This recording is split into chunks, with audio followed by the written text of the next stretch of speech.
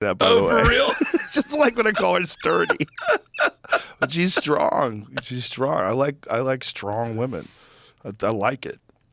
I don't like, I just don't think that, like the weak, like wafy sort of, like some people are into that weak sort of wafy looking thing. Like that doesn't make any sense to me. I like an older woman too now. Yeah, I can imagine dating a girl who's 20 now. Like what? What are you talking about? Like when I see Leonardo DiCaprio going on a 19-year-old, I'm like, bro, what do you talk about? Yeah, what do you talk about?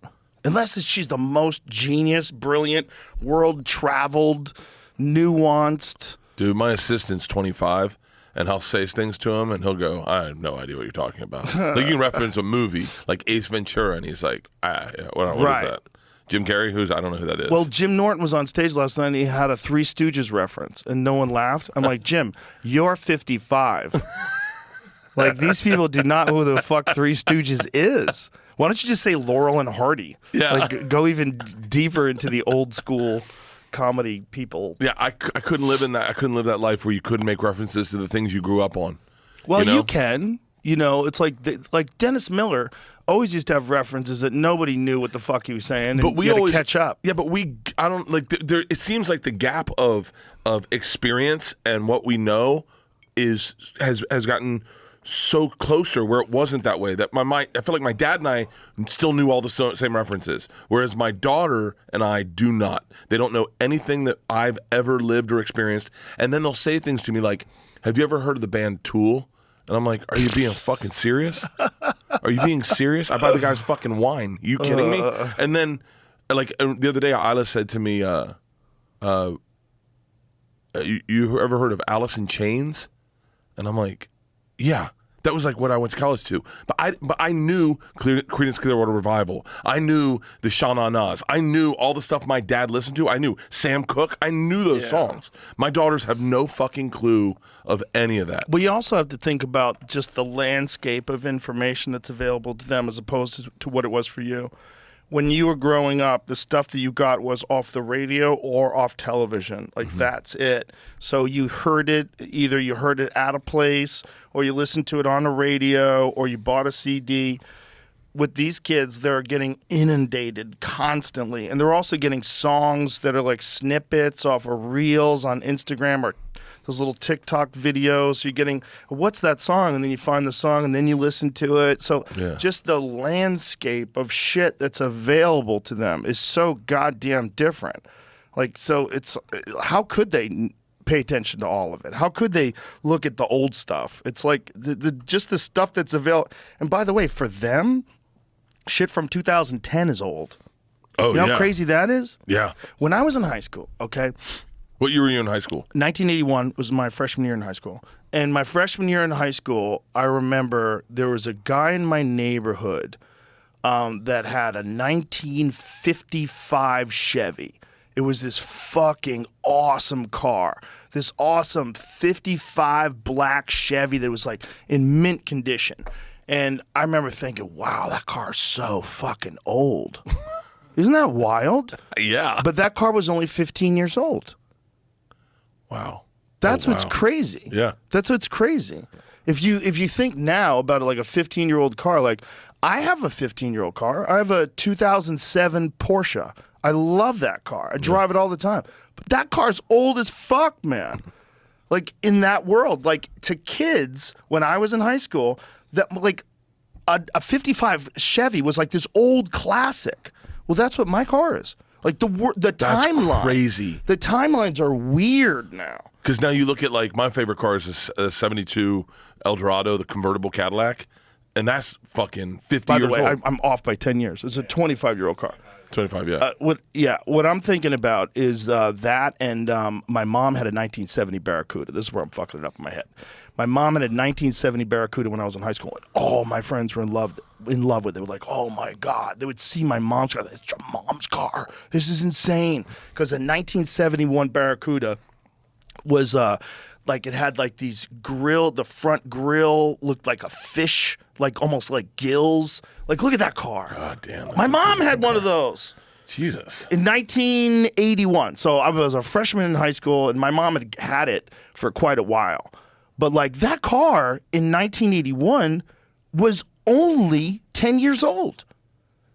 It was only 10 years old. So that's a 2013 car. A 2013 car is indistinguishable from a 2023 car. Like if you see a 2013 Lexus, like they're the same. But that to everybody back, look at that fucking car. Look at that fucking car. What a car! I tried to buy one of those, and oh my God, you need one of those. I want one so bad. You should get one of those and get it done so it's got modern brakes and shit and modern engine. That should be a project that you get behind. A Burt Kreischer 1972 Cadillac convertible. Let's go. I was gonna buy one and use it because this is the way my brain works. Use it to promote my special. So we just put razzle dazzle all over the side of it, driving around LA. That's the way my brain works. So just think about like the difference in timelines, like how different it is to like look at a 1971 car and then look at that in 1981, and it was already a classic. And you know this 2023 year we're living in. You know, if you look at things from 2000, like they don't seem that long ago. But now here's my question. It's weird. Technology from like a 1961 car to a 1971 car. If I'm not mistaken, the 71 car starts having automatic windows and an automatic trunk that goes that locks down. The technology from those cars is exponentially bigger. And you look at the car you have, your Porsche, compared to where they are today. How different is? I mean, I guess they're fucking electric now. Well, yeah, but no. Even the gas ones, the internal combustion engines, they have better electronics. They have better suspension management systems. They have better traction control. They do a lot of different things now. Yeah, like cars are, and also they have like warnings to let you know when cars are close and shit. Cars are pretty fucking incredible now. They're almost too incredible because they're so fast. Like a regular car, like my mom's car from 1970, that was slow as fuck, dude. Really? Slow as fuck in comparison to a modern car. Yeah. Like if you get a regular modern day Honda Accord, it would bury my mom's car. Really? Yeah, a little 4-cylinder piece of shit. It would bury it. Yeah, those cars are not fast. They were fast for the time. You know, and then as time goes on, and now you're living in this weird world where you have like the brand new Hummer, which is an electric Hummer, which is this giant SUV that GMC makes that goes 0 to 60 in like 3 seconds. Like that kind of performance was unheard of in cars. No, but how come that doesn't translate over to F1 and NASCAR? Why are NASCAR still? Will there be a NASCAR electric series at one point? It would be wild if it was, but they would lose all that sound. I think that's part of the thing that people like. Wow. Can you imagine going to it? Tom and I went to the Daytona 500, and can you imagine it being silent? All you would hear is the chatter of the fans. That would be so just fucking creepy. Dumb conversations. It's like, have you ever seen How I Met Your Mother without the laugh track on? No, but I have seen Big Bang Theory. Oh, that's it. That's the one I meant. It's rough. It's rough.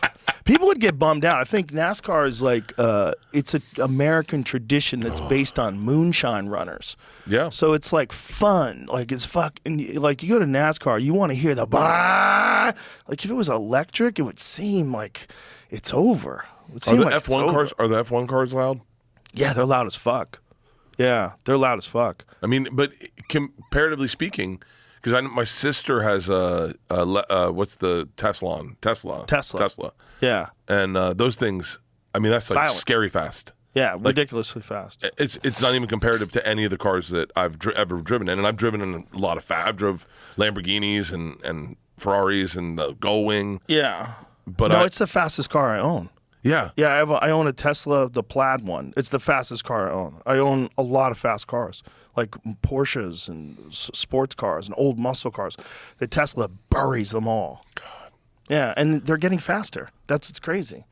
Right now, they go 0 to 60 in 2 seconds, but the new ones are going to be even faster than that. The little speedster thing they have, what do they call it? What do they call the little one? Roadster. The little Roadster thing is like, I believe it's 1.9 seconds, 0 to 60, which is so crazy. That's so fast. I told my dad not even to drive it. He was in LA last week, And he goes, I need a car. I go, don't get in Cotty's car. You're going to fucking kill yourself. Yeah, but the thing is, you can drive slow in it. It's very easy to drive calm. Whereas, like, if you're in a really fast muscle car, like, those are kind of hard to drive slow because they have, like, I don't know what it is, but there's less sensitivity in the acceleration. Those cars are very easy to go light with. It's very easy to drive around town light. I've never driven an electric car. Oh, they're so nice. Unless I get that Porsche that's electric, I don't have any. Yeah, no, a good friend of mine has one of those. That's the shit. Yeah. That thing is the shit. It's amazing. Yeah, I want my car to feel like a big cock. Whoa. I want people to see it and go, oh, that's nice. Big, fat, veiny cock. Big, no, I don't even need to be veiny. Just a bigger than average. Shiny cock. Shiny cocks. Yeah, polished, well cared for cock. Right? Waxed. Nice wheels. Nice shiny and thick wheels. when it's soft. Yeah. Thick and soft. Chocolate interior. Yeah, some kind of chocolate. That's a bold move, right? Chocolate interior. That's my car I have. I don't know the type it is, but it's a Mercedes. I got it because of the interior. Fuck. Yeah. You sitting there, I can smoke a cigar in there. That's what I saw the other day. I was at the car dealership and they had electric Mercedes. I haven't seen the electric Mercedes up close. They're doing like an S series. It's just Really? like yeah. By the way, money might be fake now. Money might be falling apart, right? Oh, how many banks have collapsed now? Wait, that's happening today? I don't know. I was trying to follow up. How many before we banks have started. collapsed? It's at least 2, correct? It was at least 2. It might have been 3, and I don't know what happened today with the. I was on a plane with the guy who was talking about this yesterday. Yeah. So the Silicon Valley one collapsed, right? Yeah. And so a bunch of Silicon Valley. Yeah. This is like 2008 all over again. I don't know. See, this is part of the problem with being financially ignorant, which is I am.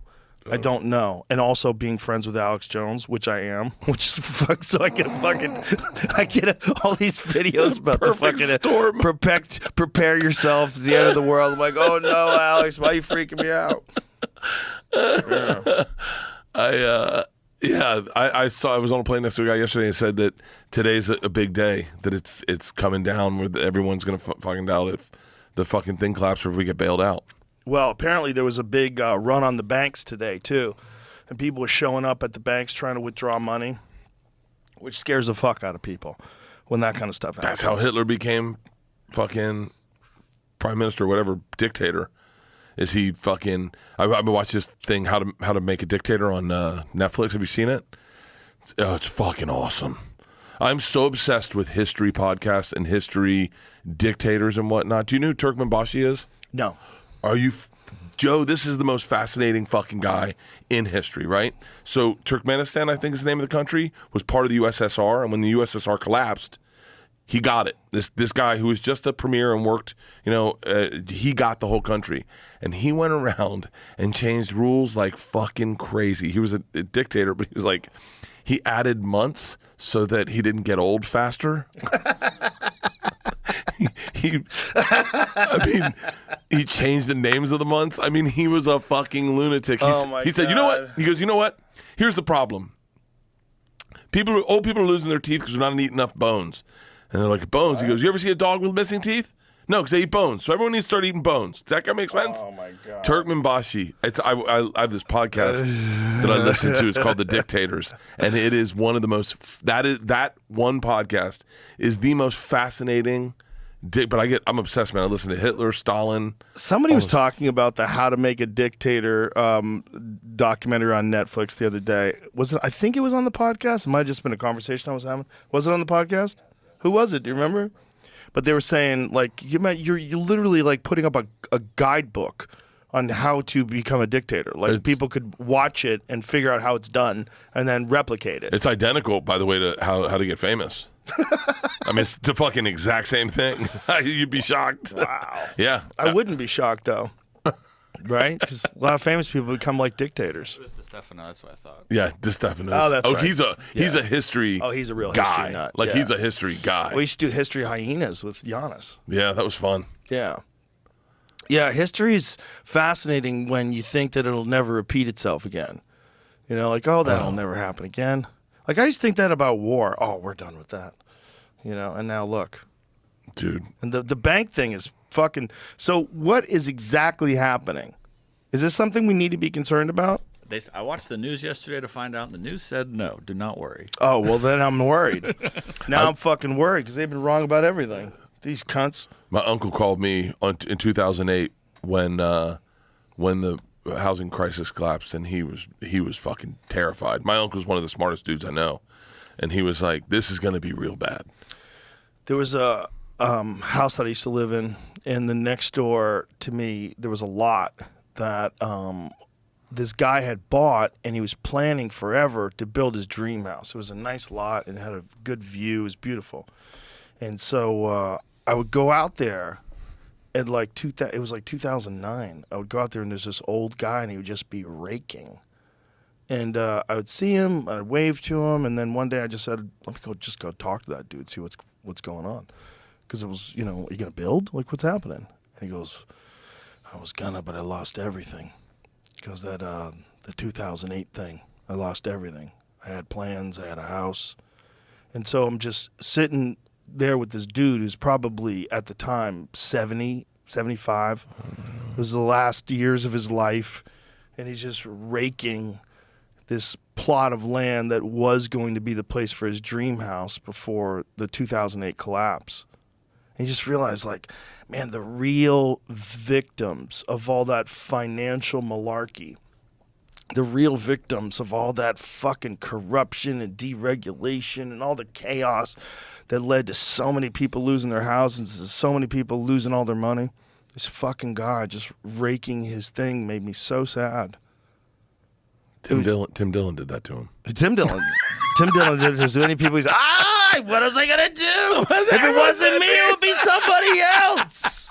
They were going to blow it on pills and women anyway. He's the best to get a call from and go, I love, man. If there's nothing I love more is like good comedy gossip. Yeah. And the best is Tim going, hey, can I talk to you about that? And I'm like, oh, my dick gets hard. Let's break out the tea. He came last night to watch. He was there last night. Yeah. He's the fucking best, man. It was fun last night with all the hanging, too. There's so many people hanging out. Oh, dinner was a fucking blast. Oh, yeah, it was very fun. I mean, I don't think I've ever heard the N-word said that much at a steak restaurant. Sam and Freddie Gibbs. Yeah. Oh yeah. By the way, it was black people saying yes, it. We should be really clear. People are like, wow, you went to dinner We with should be Tim? really Yeah. clear. I mean, Freddie is fucking hilarious. Freddie is very fucking funny. So Sam. She was funny last night too. We were leaving our hotel, and I was with my two people, and some girls were dressed up, and the hotel we stay at, no one ever stays at. And I said, yeah, hey, ladies, you look fantastic today. And they said, oh, thanks. I said, what are you guys in town for? Because usually it's a convention. And they're like, South by. And I went, oh, shit. I said, oh, what's the show tonight? And they go, Freddie Gibbs. He does stand-up comedy. And I was like, cool. Freddie calls it cocaine comedy. Yeah. That's the name of his show. And they're like, what show are you seeing? And I said, I'm going to the Comedy Mothership. They go, what's that? And I go, it's a comedy club. And they go, who's there? I was like, nobody. And so I got in the car, and then they're like, who's Freddie Gibbs? I go, nobody. It's not, I'll tell you later. And then we show up to dinner, and Freddie Gibbs is there. And Victoria goes, this is the Freddie Gibbs guy. And I was like, just shut up. Yeah. That's hilarious. You just don't want to explain things. I just like, nobody. I just don't want to talk. I get in this point where people go, like, Leanne will do it. Like, wait, tell me what's going on with this. I go, no, it's just too much. I just don't want to lose. I'm going to be winded fucking telling you the story. Yeah, and so, I get it. So you just don't want to catch people up. Yeah. Catching people up on things is annoying. On stupid shit, too. And like the Ralph Barboza. Yeah, that was fun. George Lopez thing. Catching people up on things like, what am I doing? That was funny. That's exactly what happened when we booked Ralph. I got excited. I go, oh, okay, we got Ralph. Because I'm fun to watch him work, And it's the thing about those young guys is they get to see me work, and they can tell me what I'm doing wrong. Like, tell me if I'm like when you start looking like an old man on stage. Yeah. And Leanne's like, who's Ralph Barbosa? And I said, don't worry about it. How many people do you have per show? On that? Yeah. Probably 8.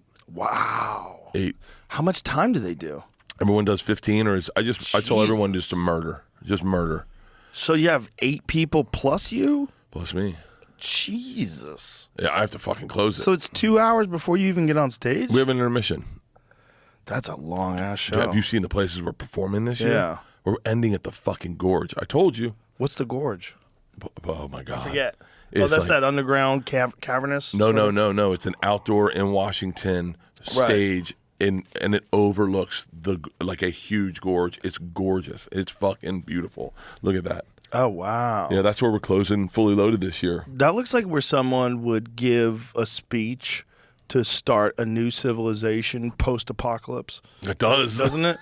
Yeah. That's like, we can rise together from the ashes of mankind and build our own utopia.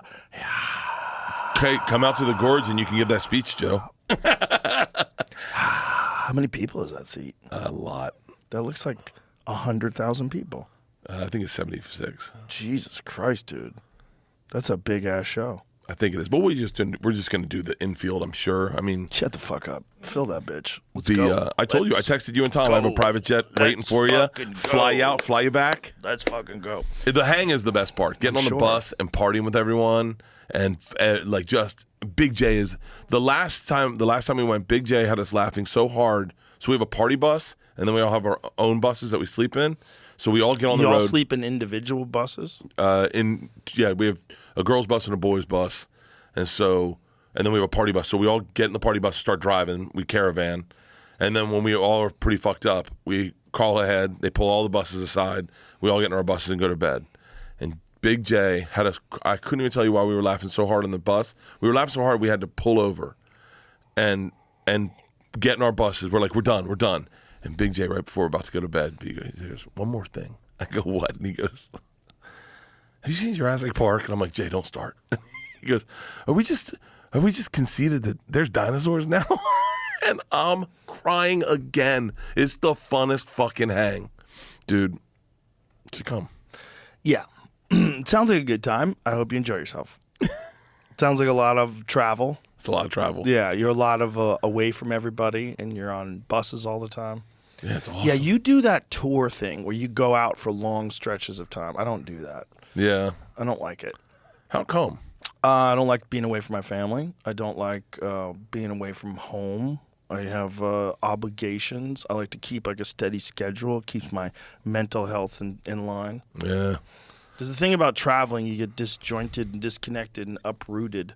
It's something good about that because it allows you to reset and just think about things and out of the pattern of your life. But also, sometimes the pattern of your life is how you create like a balance. If you have a good pattern. I have zero balance. Yeah. I have zero balance. So you like the chaos of the road. I like chaos. I mean, first of all, it starts with I love stand-up. Yeah. I love doing stand-up. I love it more than anything. Last night was the funnest night of my life because it was all new material.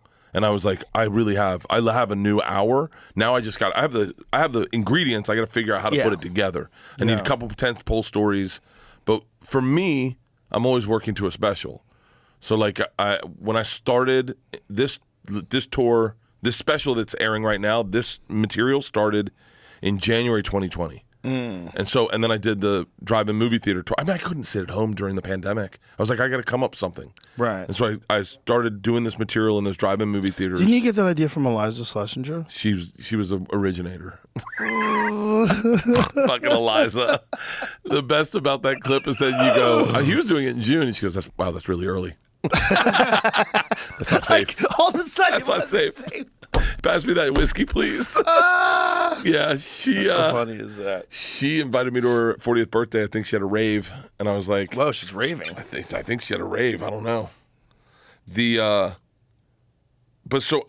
And then once I get material going, I'm like, let's get on the road. Let's fucking get this shit good. Yeah. And then once I get ready for a special, once I know I have a date on a special, I mean, I'm so obsessive compulsive. You know, I think people look at me and they think I'm a moron because I take my shirt off and I drink a lot. But I'm so fucking over obsessive compulsive about stand up that like as soon as I knew I had the shoot date, because I pick out my date based on when I set my tour. So I want it to be a place I've never performed that material. I wanted to know a place I can move at least 12,000 tickets because I want to do a bunch of shows. And I mean, 2 months out, I'm on that bus. I'm doing stand up every single night, as many times as I can get on stage. and I'm moving the material around. I want it to be perfect. I could never do what Chris Rock did with the live shit. I would be fucking dead in the water. The live one's an interesting choice because Louis did a similar thing. Louis did it live on his website, and then he's going to release a full edited version of the set. And then I guess that's exactly what Chris is doing. He released it in the full edited. The shit about Will Smith was ruthless. Yeah. Ruthless. It's just like, imagine in life you play chess. You move pieces around. You say, I do this, and the counter would be that. And like, imagine the thought, like, I'm just going to slap Chris Rock, one of the greatest stand-up comedians of all time. It's not like he's going to tear my very vulnerable life apart after I smack him with some of the best comedy that anybody's ever written. And he's going to hone it over a year before he releases it. Yeah. Like, what a terrible, unprovoked attack. What a dumb thing to do. To like be that person who's like publicly loved, like Will Smith was until that moment. I mean, until that moment, nobody really had a bad thing to say about. Maybe he didn't like one movie, or maybe he thought the superhero movie was dumb, but everybody loved that guy. I love the superhero. Everybody loved that guy. I loved Will. I love Will. I still love Will. But those two, keep my wife's name out your fucking mouth. Those two are what sunk him. If he just slapped Chris Rock and then sat down and didn't say anything, people would think it was a joke. They wouldn't know what to do. Yeah. It would kind of drift off, and people would forget about it. They would think, and they would say to Chris, "Was that on purpose? Did you guys plan that?" Oh. Then he would have skated. But I'm not happy that it happened, but I'm happy the way it happened, because when I was trying to explain to someone who's not involved in show business how bizarre the industry is, and how like untethered those people are to either morals or ethics or just the reality of human nature. Yeah. They are completely connected to the zeitgeist in terms of what's popular and what's trendy and what's accepted by our group and what's rejected by our group, that no one has, I mean, not no one, but in general, the mindset of the people in Hollywood, there's very little independent thought. It's all groupthink. So when Will Smith, after smacking Chris Rock and all that other craziness, goes on stage and wins the Academy Award and gets a fucking standing ovation, that was like, that's those people. That's this. They don't know what to do. They don't have the ability to say, hey, that's not right.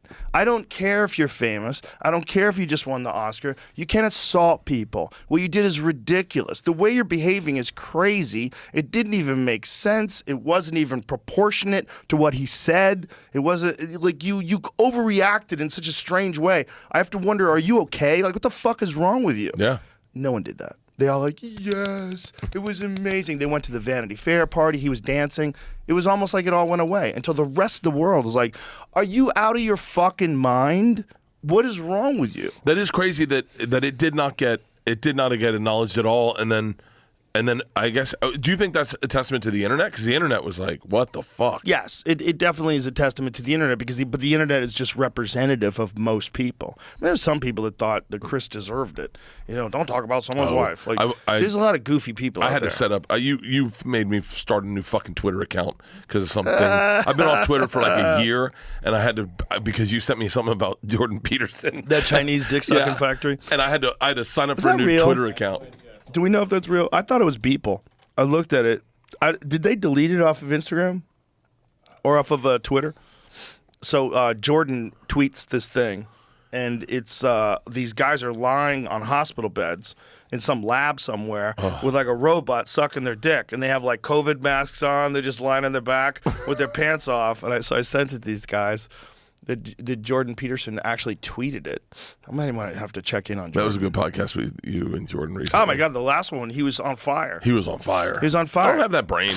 Well, I always want my viral clips to be because you don't get to pick what goes viral for you. Like, you got badass viral clips where you're like, be the person, be the hero in the story you want to be. You know, my viral clips are me laughing at fucking people falling down. Me Well, I laughing. have those too. Me and Theo have a bunch of those. Theo's great. Mine are legit just me laughing. Just if I can laugh, it goes viral. There's a video of me and my dad putting a pizza in a pizza oven. Have you seen it? Yes. It's because it went viral on TikTok, and I'm like, I'm not even in the goddamn video.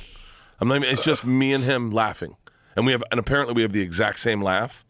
We talk, we go. Yeah, this is the fucking Chinese dick. dick sucking I'm not going to robot show thing. it, but this says it's from the UK. It says it's a fetish house or something. Oh, it's not from the UK. China. Yeah. But didn't it have Chinese writing in something? There is other stuff online that's trying to say this is from China. But people are correcting the Okay. tweet saying it's from the UK. What is that one with the I don't sperm know. bank? The Chinese sperm bank? What is? I love the memes. Like, go scroll down again. The meme of the lady getting her eyes washed out by Clorox. I fucking love the internet. The internet can fucking deliver. But that meme after that video. Oh my god! So it's a UK fetish house. So it's a real video. It says, I found this on WeChat. They said this is a China's collection room for sperm bank. That's a weird statement too. That's what it says from WeChat. That's what the person that found it on WeChat says. This is probably what the caption on the video was. Yeah. Oh, okay. But how does it relate to the UK then? It turns out the video is from the UK. Oh, so it's not really a fetish house, is what fetish clinic. Can you imagine trusting a robot on your dick? Like, what if it breaks? What if it I've goes done it. wrong? I've done Have it. you? Yeah, of course. Like that? No, not that thing, but I've had there's a That thing blowjob looks thing too that strong. Tom and I got a bunch of sex toys for Two Bears to try them out, and the only ones we tried out were the anal. We did butt plugs, and Put them in your own butt? well, we tried. It's really hard to get a butt plug in your ass. You'd be shocked. I think I could Some get a, gals would beg to differ. dude, I don't know how they do it. I think you got to have someone put a butt plug in your ass because I don't think you. Could do it yourself. It's too hard. I mean, both of us tried pretty aggressively. Oh. But one of the things we got, was a blowjob machine. It's a electronic blowjob machine. Somebody mentioned that on the podcast once, right? And didn't they send us some? And we're like, get the fuck out of here with this thing. We have something out there. Yeah. You want to try? No, we don't want to Oh, try. I mean, bring it in. Let's see what it is. Just let it hang out and get to know us. But that thing where the cord's hanging from the ceiling, I'm like, I couldn't have my hands tied up and have something on my I dick. guess here's the tweet that Jordan. yeah. He Someone called said, it okay. so much fun and unbelievable techno nightmare CCP hell. That's funny. What is he saying? They're all shaved. But what does he say he posted something about that in the what you just had. This is somebody else Yeah. talking about it. Oh, just unironically retweeted a video of BDSM male milking dungeon in the UK claimed to be footage of human rights abuses in China. So someone dunking on Jordan. I couldn't go to one of those BDSM places like that. I don't think I know that I did. I was a dominatrix Kim for a day, for a TV show, but I don't know if I could welcome that into my life. You know what I mean? Yes, I do know what you mean. Yeah, don't welcome that in your life. Like, There's other shit to do. You should be on your tour bus. yeah. Not laying in a fucking hospital bed getting jerked off by a robot. But I wonder if there we Oh, go. Jesus. That's fucking hot. Is it though? I think it is. I mean, Why? if Leanne showed up in the bedroom dressed like that, I'd be like, That looks like a Mortal Kombat villain. yeah, there's something about latex. Wow. Everybody's got their thing. Yeah. The latex thing's a weird one, right? Like there's something about like the leather and the zippers and the bondage and the straps. Like what is that? Like dudes who like to get ball gagged and kicked in the nuts. Like, what is I can't understand. But I do understand. Bang! Oh! They pay for it. It's They're not tied enjoyable. behind their back with a fucking ball in their mouth, getting kicked in the nuts. Bang! Oh! They're CEOs. They like that shit. That's it, right? Yeah, they're CEOs. Did I ever tell you the time when Norton and I were having dinner after a show, and we're in Austin, and some lady comes up to him because she knows he's into BDSM. Yeah. So he's into dominatrixes, and she comes over and tells us that she's a dominatrix. And we're like, no way. So she sits down with us and tells us the story because she knows that Norton's into it, and tells us it's like mostly these very wealthy business owners and CEOs and these like button down guys. And then what they really want to do to blow that steam off is just be really naughty. They want to be naughty boys. They want to be told what to do, and the girl dominates them. And she goes, it's not even really sexual. Like a lot of times, like sometimes they jerk off, but a lot of times they don't even. It's like not sexual at all. It's like they just want a woman to tell them what to do while they're naked and yell at them and make fun of them and mock them. I once I came, I'd be like, all right, the game's over. Untie me. Untie me. Yeah, I'm fucking going. I got to get an Uber out of here. I'm embarrassed of who I am. When I did it, they did everything to me. They electric shocked my balls. Oh. They put 10-pound weights on my balls. Like they put a cock ring ball thing, and then hold them down. 10 pounds is fucking heavy. I think it was 10 pounds. I don't know. I was tied up, totally fucking naked. This is a TV show, mind you. Totally fucking naked. Completely naked. I think they shaved me. And I was like, at one point, I was like, am I shooting a porn? This feels like we're shooting porn. And never got hard until they put me in this thing, like latex.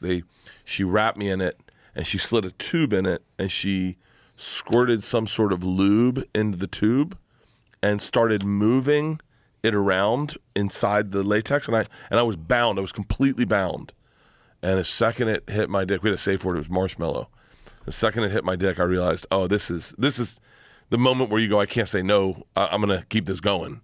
So I was like, marshmallow. She was like, what? I go, marshmallow. Get me out of here.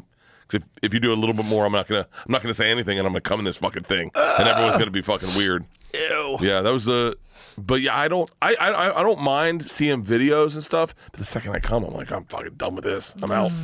Someone told me about the videos of the massage videos where it was a woman. I think it might have been Nikki Glazer. I don't know. Sorry, Nikki, if I'm misremembering. Nikki's into some weird shit. But she's open and honest about it. Yeah. Yeah, I couldn't. I'm into weird shit, but I'm not open and honest about it. She's in gangbang videos. Really? Is that what she said she was into? I don't understand. I couldn't. Oh, man, I don't understand the whole gangbang thing. Yeah. Yeah, I don't get it either. I don't want to watch it. I can't imagine two dudes with one girl like that. But I could imagine that people are into anything, and that there's going to be people that are into that. But if that's like your thing, like, where's the gangbang video? There we go. Found my spot. You know, if you got like gangbang videos bookmarked on your computer, like, what? You're just hoping to show up where anybody could fuck this person, and you just pile in. Tom and I went to a dominatrix together for a live show one time, and I'm game for anything. And Leanne's cool because Leanne doesn't give a fuck. She knows where, Adriana Chechik offered me and Tom to have a double team on her. And Jesus. So we called our wives. We're like, hey, can we fuck Adriana Chechik? And Leanne's like, fucking no. I go, okay, what if we both wear strap-ons? And we'll fuck him with the strap-ons. And we won't. Tom's like, what are we going to do with our dicks? I go, we're jerking off, Tom. Don't worry. And then she goes, and then Leanne's like, no. I go, what if we turn the strap-ons backward like tails and we fuck her backwards? So we're not even looking. And she's like, no. But we greenlight this dominatrix thing. So we go, and they do everything. They spank us, and they whatever. And then at the very end, she tethers our cocks together with this electric, like, shocker thing, and starts electrocuting our cocks. And we're tied together. We're closer than me and you. We're moving a chair. This recently? This was for New Year's Eve a couple of years ago. And so, yeah, there we are. And we get done, and we're like, all right, everything's wrapped up. And then she looks at me and Tom, and she goes, you guys want to come? And, you want to talk about a moment, a pregnant pause. Tom and I look at each other, and we're like, huh? No? And Tom goes, wait, how would you do that? And she goes, I'll take you guys over there. I got this little machine. I could make it come in like fucking 30 seconds. And Tom and I just look at each other, we're like, Nephilim, we don't want that. Let's just leave. And then we go to leave, and the girl, another dominatrix comes in and goes, "Oh my God, Tom Segura! I'm such a big fan." And he's like, "Oh, what's up?" He's like, "Do you know my friend?" She goes, "No, I've never seen him." And so Tom starts giggling. She goes, "Can I get a picture?" And he's like, "Yeah, sure." So they go over to get a picture. She goes, "On your knees, pig." And he's like, "Huh?" She goes, "On your fucking knees." And Tom just gets on his knees, and they take a picture of them. Oh my This God. is Tom and I with the dominatrix. Jesus Christ.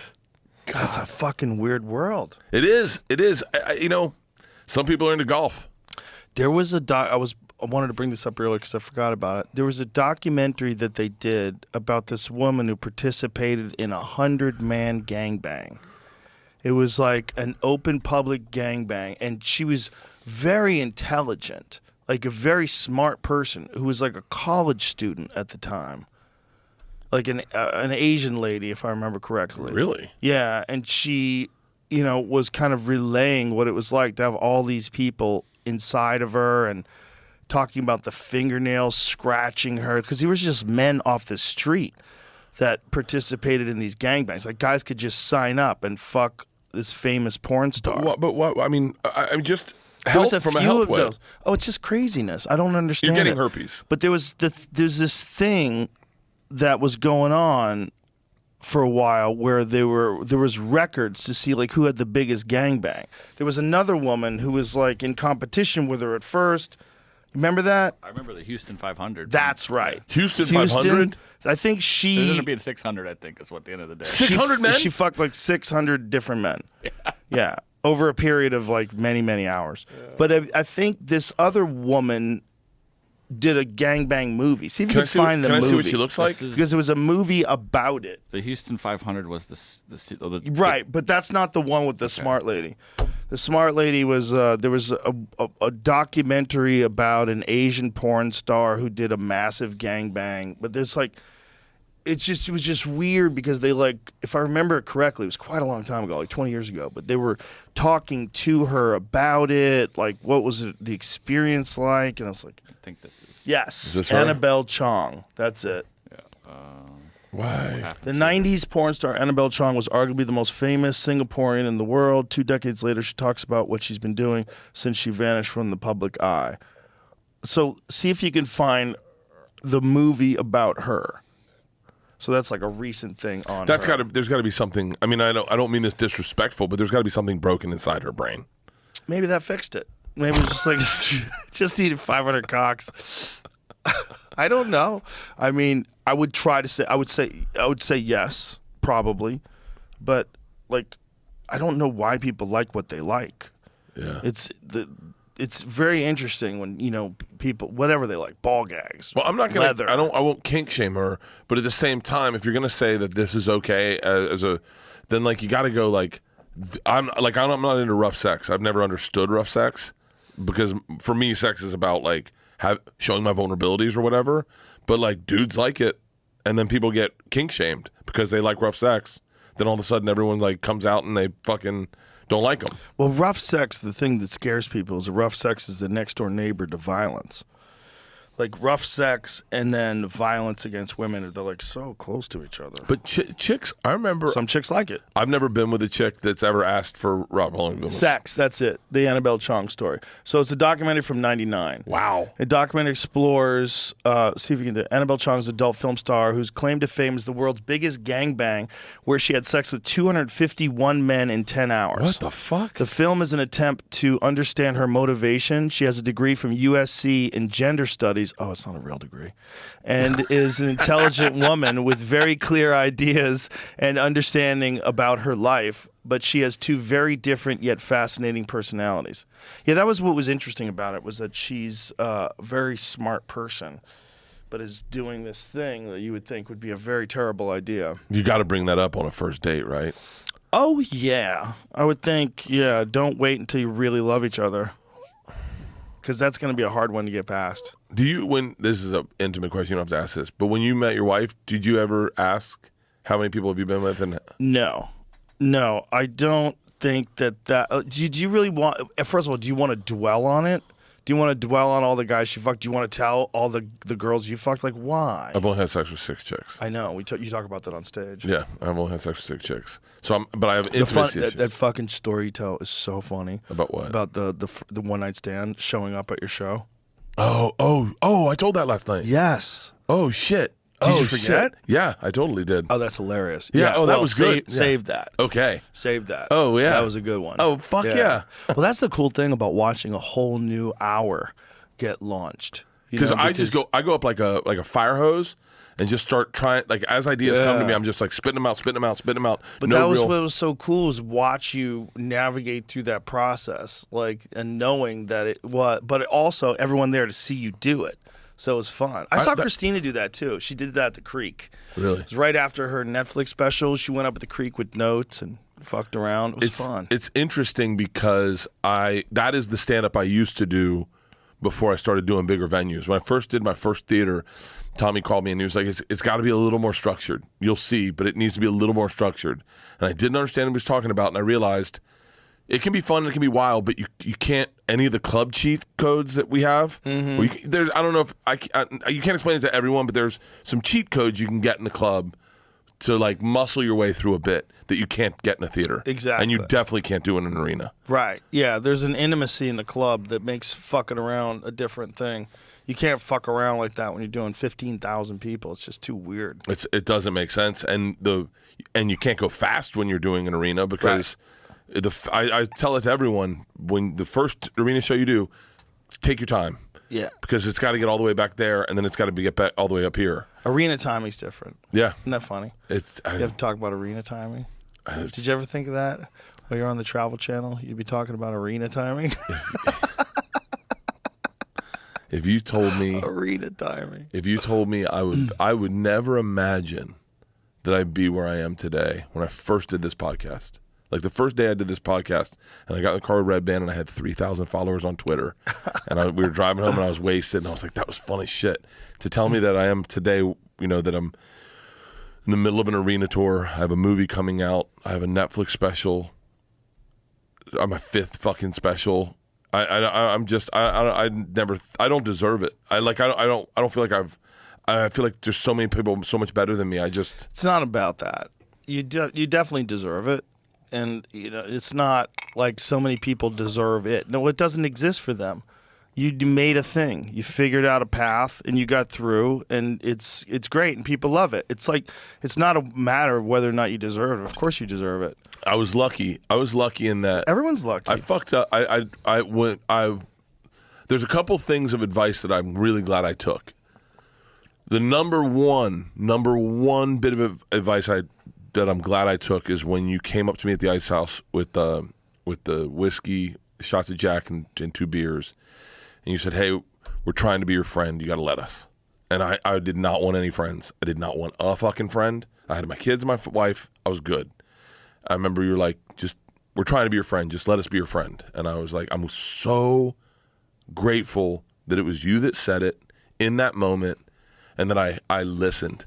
Because the group of friends I have now is so wide and so thick, and it's because of that one moment. Because I just was like, "Fuck comics, they're crazy." Fuck well, famous I knew people. that you had some bad experiences with some other comics that we know. One in specific that we know that's out of his fucking mind, and I was like, "Dude, you met some bad people. That's all it is. Like, this is a good group. I remember. Like, we love you." I remember saying to Red Band, we were at the Improv before I met you. And I said, I kind of met Red Band, and I knew Ari. And I said, "So what's wrong with Joe?" And they're like, "What?" And I go, "What's wrong with, like, is he gay, or what's his thing?" And they're like, "What do you mean?" I was like, "No one's ever this nice. Like, something's going on. He needs something. He wants something. What's he trying to get?"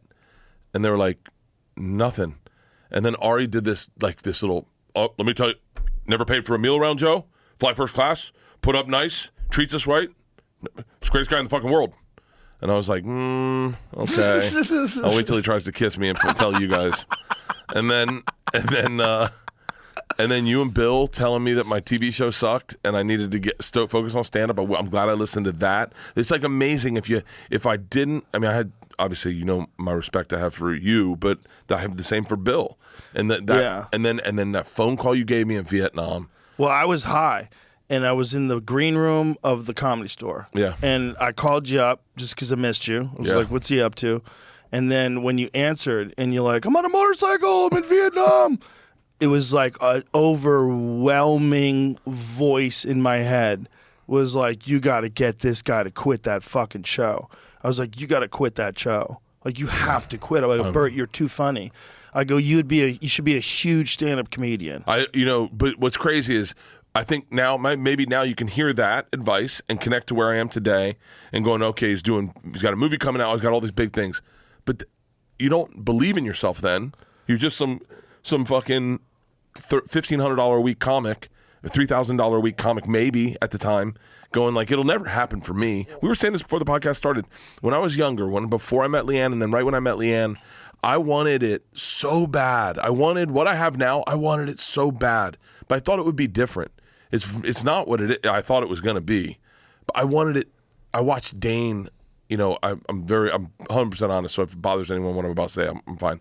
I watched Dane blow up, and I wasn't jealous, but I was envious. I was like, how cool. He goes to he knows movie stars, and then I'm so grateful that I didn't get what I wanted. I'm so grateful that it didn't show up until I was 44, and then now I'm 50. And I can really appreciate that. I can really appreciate it. It would never have meant what it means to have Ron White watch me do stand up. Yeah, it means something to me. I'm so when I did the Boston Garden, I cried on stage. Oh, I'm gonna cry telling you this, but it's standing ovations are interesting because you can cheat them. I did this to Ari one time. I was like, I go, you want me to show you how to get a standing ovation? And he was like, wait, you can get a standing ovation? I go, it's super easy. I'll show you. And I walked him through like a 5-point PowerPoint process of how to get a standing ovation. And he was, Joe, it was almost like the day he lost his religion in Judaism. He just like, it's not fair. Is anyone else upset by this?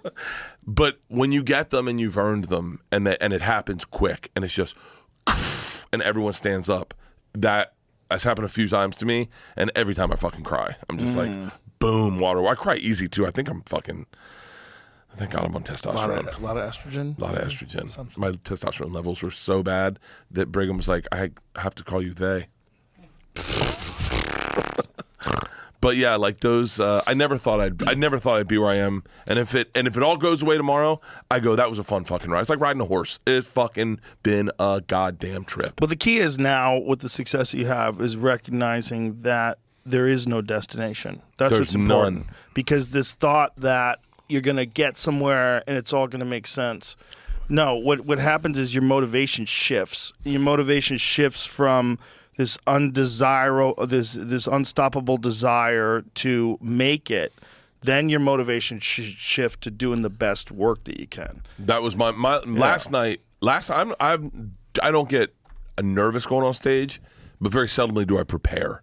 Where I go, let's think very thoughtfully about what we want to. Let's turn this into a job and let's work. And last night I sat down before dinner with you and I wrote every new idea I had down, and I said, I got my book. I remember a lot of them I want to do. I'm gonna make sure I hit all of them, because I was like, there's a chance that Jim Norton, I didn't know Jim would be there, but there's a chance that I know that you'll be there. And I go, these are my peers, and I want to make sure they know that I'm working. Does that make sense? Mm-hmm. The second you see your peers stop working, and I won't say their names, but we've seen them. Yeah. The big comics that just phone it in, and I go. And I was very thoughtful in my approach to doing stand-up last night, because I was like, that's when it goes away, is when you stop giving a fuck, you stop bringing around. That's with everything in life. That's when your marriage fucks up. That's when your friendships fuck up. That's when you're a bad neighbor. That's when you're a bad dad. That's when you're bad at your job. It's when you suck at a sport. A lot of things in life is whether or not you appreciate them. It's being in them and recognizing. Like when we were kids, when we were starting out doing stand-up, the idea that making a living doing stand-up was crazy.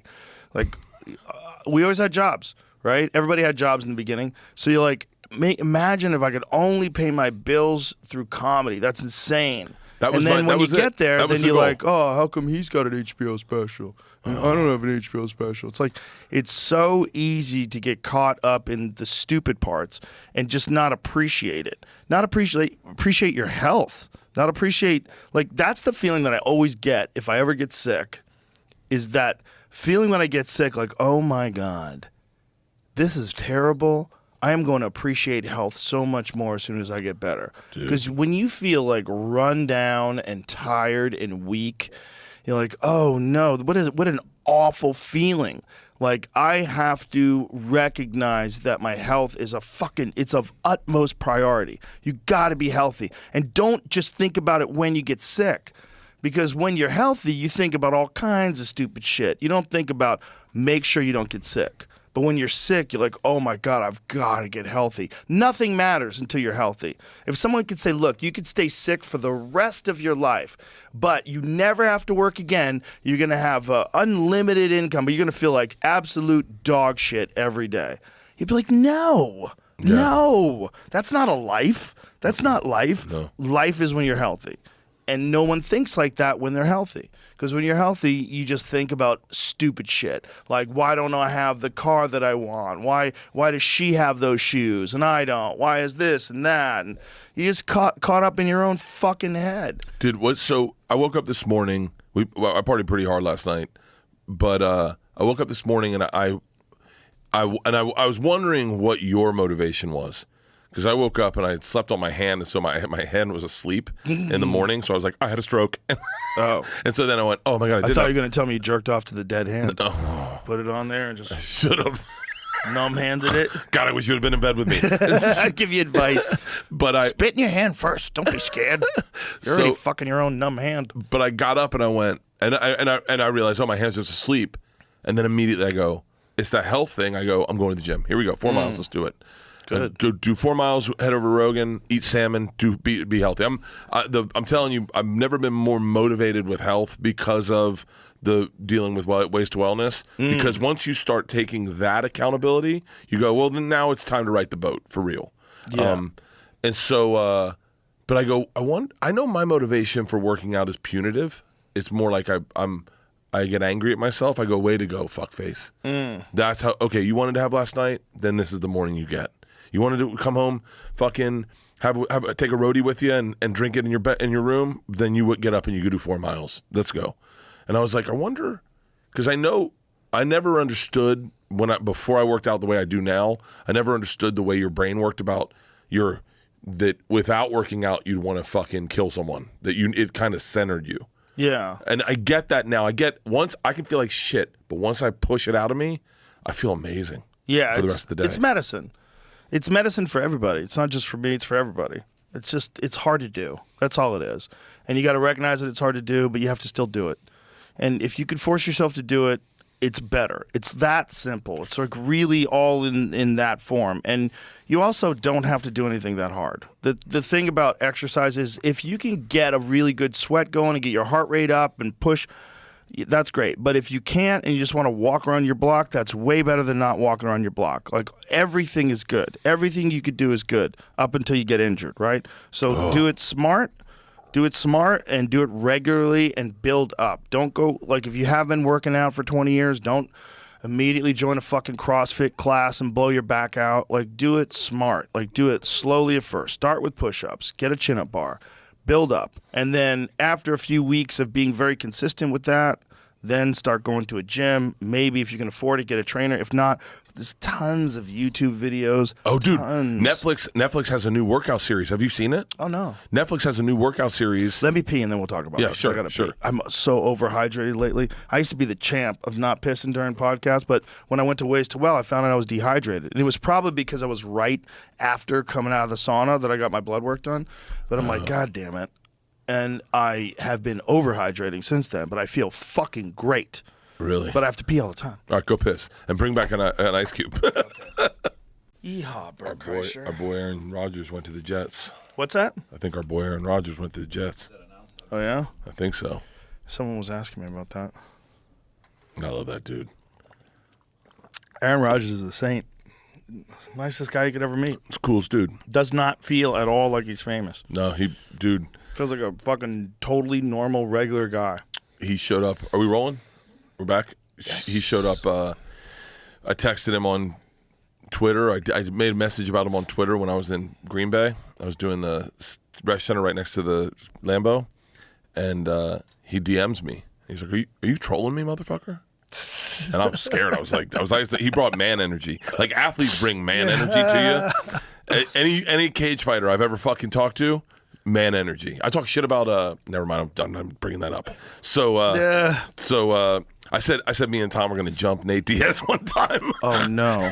and Shane Gillis is like, that was a mistake. Yeah, don't say that. So it was a joke, Nate, just joking, big fan. So he DMs me and I panic. I'm not good at talking to celebrities, so I call Tom, who's awesome at it. He's better at that than stand up. And he goes, just DM him back. Say, huge fan. Would you like tickets to my show? That's it. So I write back, not what I would ever write. I'd write like a paragraph of, no, I love you. I think you're awesome. Your hair looks so cool. I love it when it's wet or whatever. And so I DM exactly back, and then he writes back, no, huge fan. I just didn't know. He's like, are you at the restaurant tonight? I was like, yeah. And he's like, can I stop by? And I'm like, oh, wow, that's how Tom gets in these bands, these celebrities. So I text back, yeah. And then he just shows up, regular ass dude. Yeah. Knocks on the window of our bus, walks in, smells awesome, he's got his wet hair. And we're like, And he was the coolest fucking hang, like no pretense. I mean, I got to be honest with you, and I made jokes about this, but like, we had a camera on. And Aaron Rodgers was so open and honest about everything that I actually said, can we turn this camera off? Because I don't ever want him thinking I'd ever leverage any of that shit. He was just the realest dude. And he's been the sweetest guy. Like I text back Now I and want to forth. know what the fuck he said. You just opened up that door. Dude, Why'd you do that? Let me tell you, I'm bad with secrets. I'm really bad with secrets. But Aaron Rodgers, I'll keep your secrets until the day I fucking He'll keep die. your secrets until this podcast is over, and then he's gonna fucking tell me, Aaron. I can almost I'll tell guarantee you you right anything now. he'd tell me, he'd tell you. But almost guarantee. Do you want a cigar? Yes, I fucking love a cigar. I knew you would. Did you hear the joke I had about Tommy last night? No. About secrets? No. I'll save it. I got a good one. That motherfucker's going down. What kind of cigars you got? Look at that fucking humidor, Joe. It's pretty dope, right? Oh, are these your cigars? Yeah. Oh, I fucking yes. Do you know who loves these cigars? Is Bobby Kelly. Yeah. No, he said that Bobby knows his cigars. These are from Foundation Cigars. Foundation Cigars makes good cigars. Yeah, I was very skeptical when they just said they were gonna make a JRE cigar. I'm like, oh, this is gonna suck. Do you ever look back at how much you've changed in the last 10 years? I don't know how much have I changed. Like you weren't a cigar guy 10 years ago. Oh, yeah, but You weren't a cigar guy, and you know what else I you weren't? still like cigars. Can I call you on what else you weren't? Which I wasn't either, but now I am. What? You weren't a watch guy. Yeah. You were not a watch guy. Well, the UFC bought me a watch. They bought me a Rolex. Really? It was really nice. And then I did a podcast with Matt Farah. You know Matt from Smoking Tire? Of course I know Matt Farah. And I was making fun of watch people. I'm like, what are you going to watch this for? What's wrong with you? And then as time went on, I bought a watch. And then I started getting into the mechanics of them. And I didn't even before know the difference between like a quartz watch and an automatic watch. Thank you. I was like, what's the difference? Who gives a shit if it fucking ticks or if the thing... And then I started realizing, like, oh, my God, there's all these little tiny pieces, and the movement of your wrist is what... Oh, sorry. The movement of your wrist is what makes the fucking watch wind, and that it could stay winding forever like that? Like, what? And then I just started getting into the history of how these things were made. And how crazy it is that someone figured out how to make these little springs and gears move exactly to the tune of 24 hours in a day. Like, it's pretty wild. The ones that blow me away are the moon phase watches. Yeah. Those moon phase watches. Like, so I don't know what I like. I have to have someone tell me what I like sometimes. Like with cars, with watches. I always go to Tommy. Tom's been really good at like telling me what's cool and what to dig, what to get. Even with this watch, I didn't know that I wanted it. I didn't know what I wanted. And then I had to see it, and then I was like, oh, I like that. I like that. That's a Rolex Daytona. Everybody loves that. That's the Panda. It's the fucking... That's the shit. This is beautiful. my and now I go, well, do I need another watch? So I sit next to this dude on an airplane yesterday talking about the financial crisis, and he starts telling me about watches.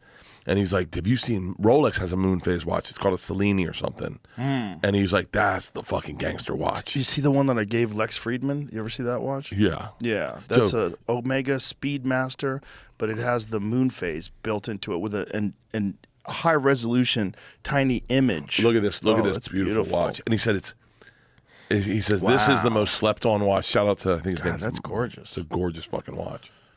That's so pretty. I just love. I don't have a lot of leather banded watches because I'm not a thoughtful person, so I get in showers and pools and not think. So I need to have a watch that can deal with everything. Right. You need a waterproof watch too. I like dive watches. Those are my favorite because I like to turn the bezel when someone's on stage. I was like explaining it to Tony and those guys. Like, this is the reason why I have a dive watch. When you go on stage, I'll put that little bezel to the minute hand, and I'll know exactly how long you've been on stage. So I don't have to go, how long has he been up? And thinking, like, when do I go up? Instead, I just look at my watch, and it shows me. Because, it's always a little off, 2 minutes. Yeah. Someone's supposed to go on at 8, they go on at 8:04, and, like, you don't know when you get off. Yeah. And so to have that little feature on a dive bezel where the bezel spins around to the minute hand is fucking huge. The GMT is I told Leanne I wouldn't buy a watch for a year because she gave me this for my birthday. And she was like, respect it's a gift and enjoy it for at least 1 year before you go buying another watch. Wow. She tells you what to do, huh? Bro, you have no fucking idea. I don't like that. I don't think you'd enjoy being inside our house and watching our marriage.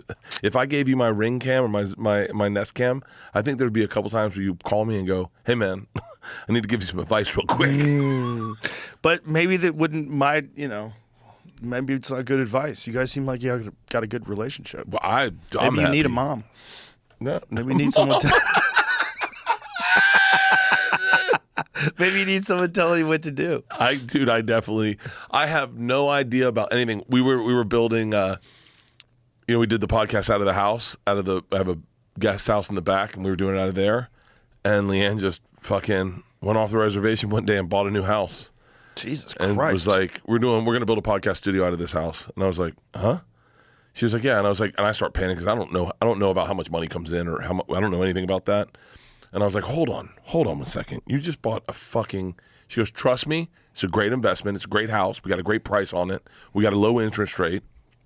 And we're going to turn this into, because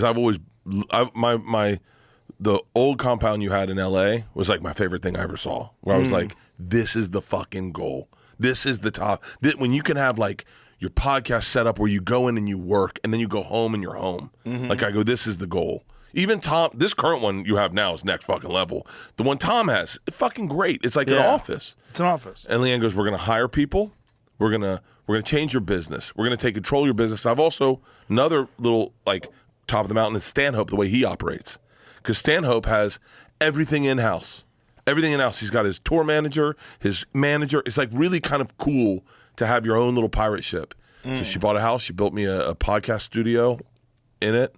It's fucking sick. She built a 2 Bears 1 Cave set for when Tommy comes out. She put her podcast studio in there. She's rebuilding our kitchen because I do Something's Burning. She tore out the kitchen and rebuilt a camera-friendly kitchen that shoots this way. And she's a gangster, man. I could not have married the kind of chick I jerk off to. Does that make sense? Is that bad? The fact there's zero pause between all the compliments of her and that I could not have married a chick that I jerk off to. But you know what I mean? I hope that doesn't sound bad. Might want to edit that out. No, keep it in. I'm kidding. Keep it in. Dude, I love my wife. I love her. I'm attracted to her. But man, like the chicks you see that you jerk off to, those chicks couldn't build me a podcast studio. You never know. They wouldn't book me a dentist is that appointment. mutually exclusive? Like certain body shapes and types and looks. Yeah. They also can't get it together with other stuff and work. I used to date a chick who would put her makeup on naked in front of a mirror. I thought it was the hottest thing in the world. Leanne doesn't do that. But If you look at that chick now, she's still putting her naked on in front of the fucking mirror. You think so? Yeah, I know so. Okay. And so I look at her life and I go, I'm so glad. Don't you think that attractive women, when they get older and the attractiveness sort of goes away, some of them are forced to kind of like look at life in a different way, and it's probably not the worst thing for them. Some deal with it. Some of them. Some deal with it right. Some deal with it wrong. Natasha Leggero definitely didn't like when I said this. Oh Jesus! But I watched. Leanne had a friend who was a model, and she got old, and she got older, and she gained some weight, but she still had a model brain, right? So like, the right way to say this. I knew this movie star one time who his wife said the problem with him, he was always a fat kid, and he'll always be a fat kid. No matter how much weight he loses, in his mind, he's still a fat kid. Yeah. I grew up in shape my whole life, so I don't even see me as fat now at all. I feel like I'm fucking jacked. I mean, dead serious. I walked into the green room last night. I wasn't joking. My tits look great. My shoulders look fucking awesome. I'm benching 275. I'm fucking jacked right now. Same thing happens with hot chicks. Leanne had a friend who was a hot chick, and I watched her try to get the bartender's attention. And it was something that must have come easier to her when she was younger, but now it was so difficult, and she couldn't figure it out. And it was like watching Superman get locked out of his house. And she was just like this, like, the fuck is wrong with this guy? And I'm like, oh, the cachet you had when you were younger that you thought was just given to everyone. You didn't realize that was a privilege because you were beautiful. Now you're realizing what it's like to be me. Like, just be a regular person at the end of a bar trying to get a fucking drink. Yeah. And it's interesting. Some people handle it well, and some people don't. I mean, it probably goes hand in hand with fame and notoriety. Yeah. But I'm lucky that I grew up like a mediocrely attractive, never like jacked, never super talented guy, because I think it gives you empathy. Well, I think that you can really get confused if you're super attractive. Is that lighter? And think that, whatever attention that you get is normal, that you deserve it, or that you're special. Like, because it's really, somebody said this, I forget who it was. We've said this quote before, but beauty is a short-lived tyranny. Who made that quote? Was it Benjamin Franklin or some shit? No way he fucking said Socrates? that. He had wooden teeth, Like right? Plato or some shit? Socrates? Is he the guy that they killed? They gave him a hemlock? Is that Socrates? I think You know, Socrates, they made him come up in front of the thing and say, you can live. Beauty is a... Socrates is a motherfucker. Beauty is a short-lived tyranny. Yeah, that's kind of what it is. Like, when someone is really, really beautiful, like, everyone just pays attention to them when they walk into a room. Like, oh my God, look at her. Like, people, they're overwhelmed. Like, it's royalty. It's like human royalty, right? It's like there's royalty like royal family, but then there's royalty like genetic royalty. Yeah. And really beautiful people are like genetic royalty. They have a thing that no one else can have, and other people want it. This is why those filters exist. You want to pretend you have it. You want to like pose like you have it. Like, there's a lot of people that get their face chopped up to try to achieve it. But some people are just born with it. But that's why and they are born with it, but that's why a guy like, say, Tim Dillon is who Tim Dillon is because Of course. it didn't, and nothing came easy to him. Yeah. And so he had to form a brain that could talk circles around fucking any of those. I think that's, I mean, I'm sure it speaks on many levels, but like I go, I'm so lucky I had to learn how to be funny. Yeah. Because I couldn't just get pussy by standing in a corner. Walked into the party like you were walking into a yacht. You know that? No. You're So Vain, Carly Simon. Can you play it? Can you play it? Yeah. Let's Can you play play it. it? Let's I play love it. when you play music on Oh this. my God. This fucking song was, somebody played it in the bar, in the Mitzi's bar the other It's day. a fucking great hang, by the way. It's a great hang. But You're we doing were it all, right, we were buddy. all singing it wrong. Yeah. You're doing it right. We are doing it You're right. doing it right. Yeah, You're doing it really right. It can be done. I hope I get to go to your funeral. Hold on. Get it from the beginning. Look at her. This is a live version too. I think. Yeah, this version is gonna suck because it's live. See if you can find a non. Picture me. No chance. She's got to be young as shit. How old was she in 71? 65, I think, so she would have been 22. If Well, she was born in 71. She's got to be 43. 25 roughly at 71. We're fine. because So We're she's born- fine. Yeah. We're out of the woods. that natural boobs, man. That's the fucking thing. That's the move. Natural Unless you have boobs. little tiny ones. No. But what if they could just shoot something in them and make them grow? Like a peptide. Like a titty peptide. Leanne got a fucking Invisalign. Yeah. Her teeth are perfect. I go, what the fuck are you doing? She goes, they could be better. I go, out of all the plastic surgery, you choose your fucking teeth. You can fucking It's light not them. plastic surgery. Whatever, the fucking It's a mouth cosmetic, guard. whatever. It's Yeah. and it's like living with a fucking special needs kid. Oh, come here, suck your Oh, cock. no. Yeah. She has this cheek and breast volume enhancing peptide. What? It's real? Whoa. I would just before we. It's real? Yeah, it is. Let me see what it does. Leave it at that. What does it say? Like we'll probably sell this shit. Here's the thing. Here's the thing. Like when we talked about semaglutide, Oh. I don't know how much of an impact we had on it, but we had a fucking impact. Yeah, yeah. Wait, There was who's an on, impact. who's on semaglutide? I know about some A people. lot of people. Okay, yeah. A lot of people were on it. But when we talked about it, then all of a sudden it started popping up everywhere where, the pros and the cons of it. But it's like you got to be careful about like promoting these kind of these things that people That's take. my problem is I want to talk. 11-year-old article, 12 years old. Okay, so it says inactive recommendations 2% and facial redefining or breast firming formulations in addition to any product where replenishing effect is desired. So from 2011, they probably got way better shit now. Oh, yeah. I'll see if this is still a thing or something. Like, I talked to Brigham about that last night. I said, listen, man, because I'm on his protocol. I go, I'm pretty irresponsible about talking about health. Like, I'm like the Alex Jones of fitness. So I'm skeptical to ever tell anyone what I'm doing with you. He was like, I don't give a fuck. You can tell everyone what you're doing. I was like, all right. Yeah, people will put it through the Burt filter. Yeah. And they just won't just go out and do exactly what you're doing. I'm doing Winstrol, Deca. I love steroids. I know it's not steroids, but I think it is. I love it. Are you on Winstrol?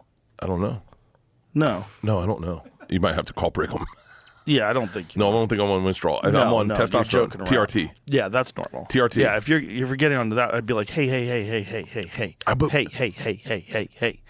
Slow down. I couldn't even. I haven't felt the effects yet because it takes like a month before it starts actually raising your levels. But the first day, I was. What are you talking about? You feel it almost immediately. You do? Yes. Everyone told me it took like a month. I felt it immediately. I felt it fucking immediately. No. I felt it immediately. You've reintroduced testosterone to your system. You feel it immediately. It's the greatest thing in the Who world. told you that's going to take months? I don't know. I don't know. I don't. No, listen. you'll have physiological changes in months, like more muscle mass. You'll add more muscle mass. You'll lose body fat. That'll take place over a long period of time. But as far as how you feel, it's almost instantly. My cardiologist was the one who recommended it. Really? Because I've dealt with Brigham and Denise. I think I'm saying her name right. It's spelled weird, but I'm saying it right. When we did stem cells, intravenous stem cells, and she goes, "Let me take your blood," and I said, "No, this is private." And she goes, "Why not?" And I said, "Because my dad was there. I think my mom was there, and you were there, and then like you and my dad are very similar men.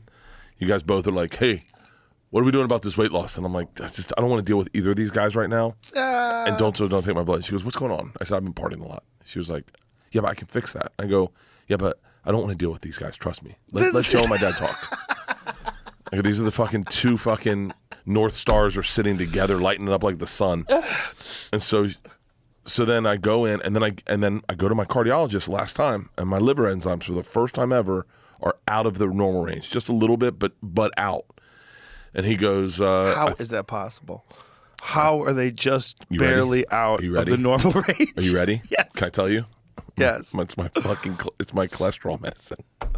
The cholesterol medicine makes your liver enzymes better? No, it fucks them up. Oh, Yeah. that's what's causing it to be Atorvastatin. fucked up? So this goes into the weeds because you told me about cholesterol and sugars. Yes. And that's the conversation I had with Denise. And by the way, Alex Jones of fitness. I don't know what the fuck I'm saying. Yeah. But- There's a lot going on, right? There's a lot going on, but it's metabolic health. And you can't be healthy and be overweight. It's like all this stuff that you keep hearing on the news and all this crazy talk about how you can be fat and still be healthy. That is just not true. It's not true. There's a host of diseases that are directly connected with being overweight. A host of them. It diminishes your immune system. It made you more susceptible to COVID. It causes people to get diabetes. There's a lot of things that happen when you're obese. There's a lot of denial in obesity. And Because it feels good to eat. it feels fucking Great. It's I would like a meatball sub right now Joe. with provolone cheese, with the sauce, and you're biting into it. You're like, oh. You know that feeling? It's all the meat and the bread and the sauce with a little garlic in the sauce and the melted provolone, and you're just eating that meatball sub. I would love that right now. But then after it's over, I'd feel like dog shit. Yeah, I could get past that. I've I've done it enough. The thing about my weight, which is weird, is that I've always been sneaky in shape. Like sneaky can still achieve athletic abilities. Like I went out when we were in Tampa. I brought Fitzsimmons with me, and my high school hit me up and they're like, "Hey, you want to come out with the kids?" And say hi to the kids' baseball team. So I play baseball. Maybe take batting practice. And I was like, yeah. In my head, I'm like, I'm hitting a fucking home run. And so I go out to the kids and we take batting practice and I hit a fucking home run at 50. I never hit a home run in high school.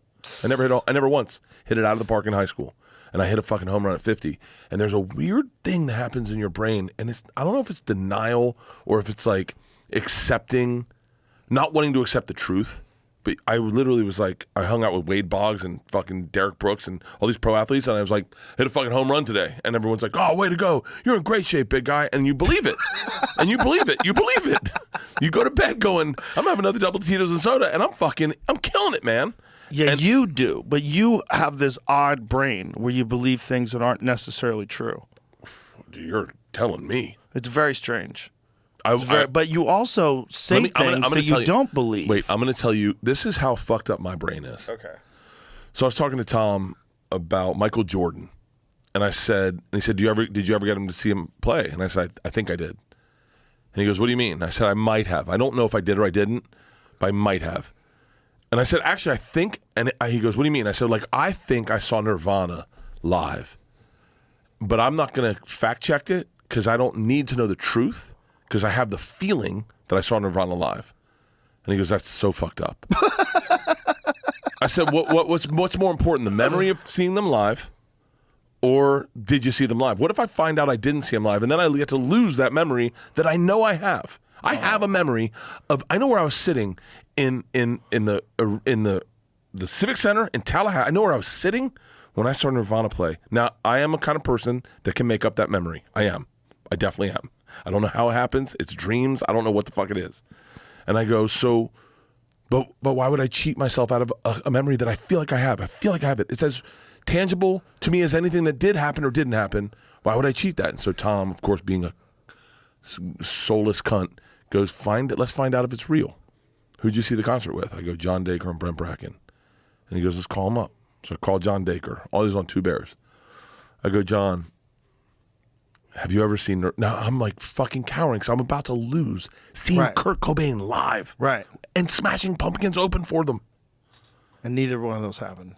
I go, John, have you ever seen Nirvana live? And he goes, I saw them with you. Smashing Pumpkins opened. And I went, I'm done. I don't need to fact check Michael Jordan. I saw Michael Jordan. Even if I didn't, I saw Michael Jordan live because I feel like I did. That's all that matters with memories. And that's why my brain's broken. That's how the Bible got written.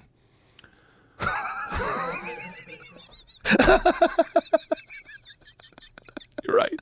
It's like, dude, he came back to life. Dude, you're right. 3 days. It's faith. Yeah. It's faith. It's how the Bible got written. It's literally how the Bible got written. The Bible got written. It's based on oral stories that lasted for probably 1,000 years. Did you hear my video about that last night?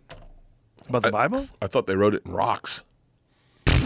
I thought that's why it was so like willy-nilly. Because if you got to chisel something, you're not gonna like elaborate. You're just like, it's not very willy-nilly. You really read it? The Bible?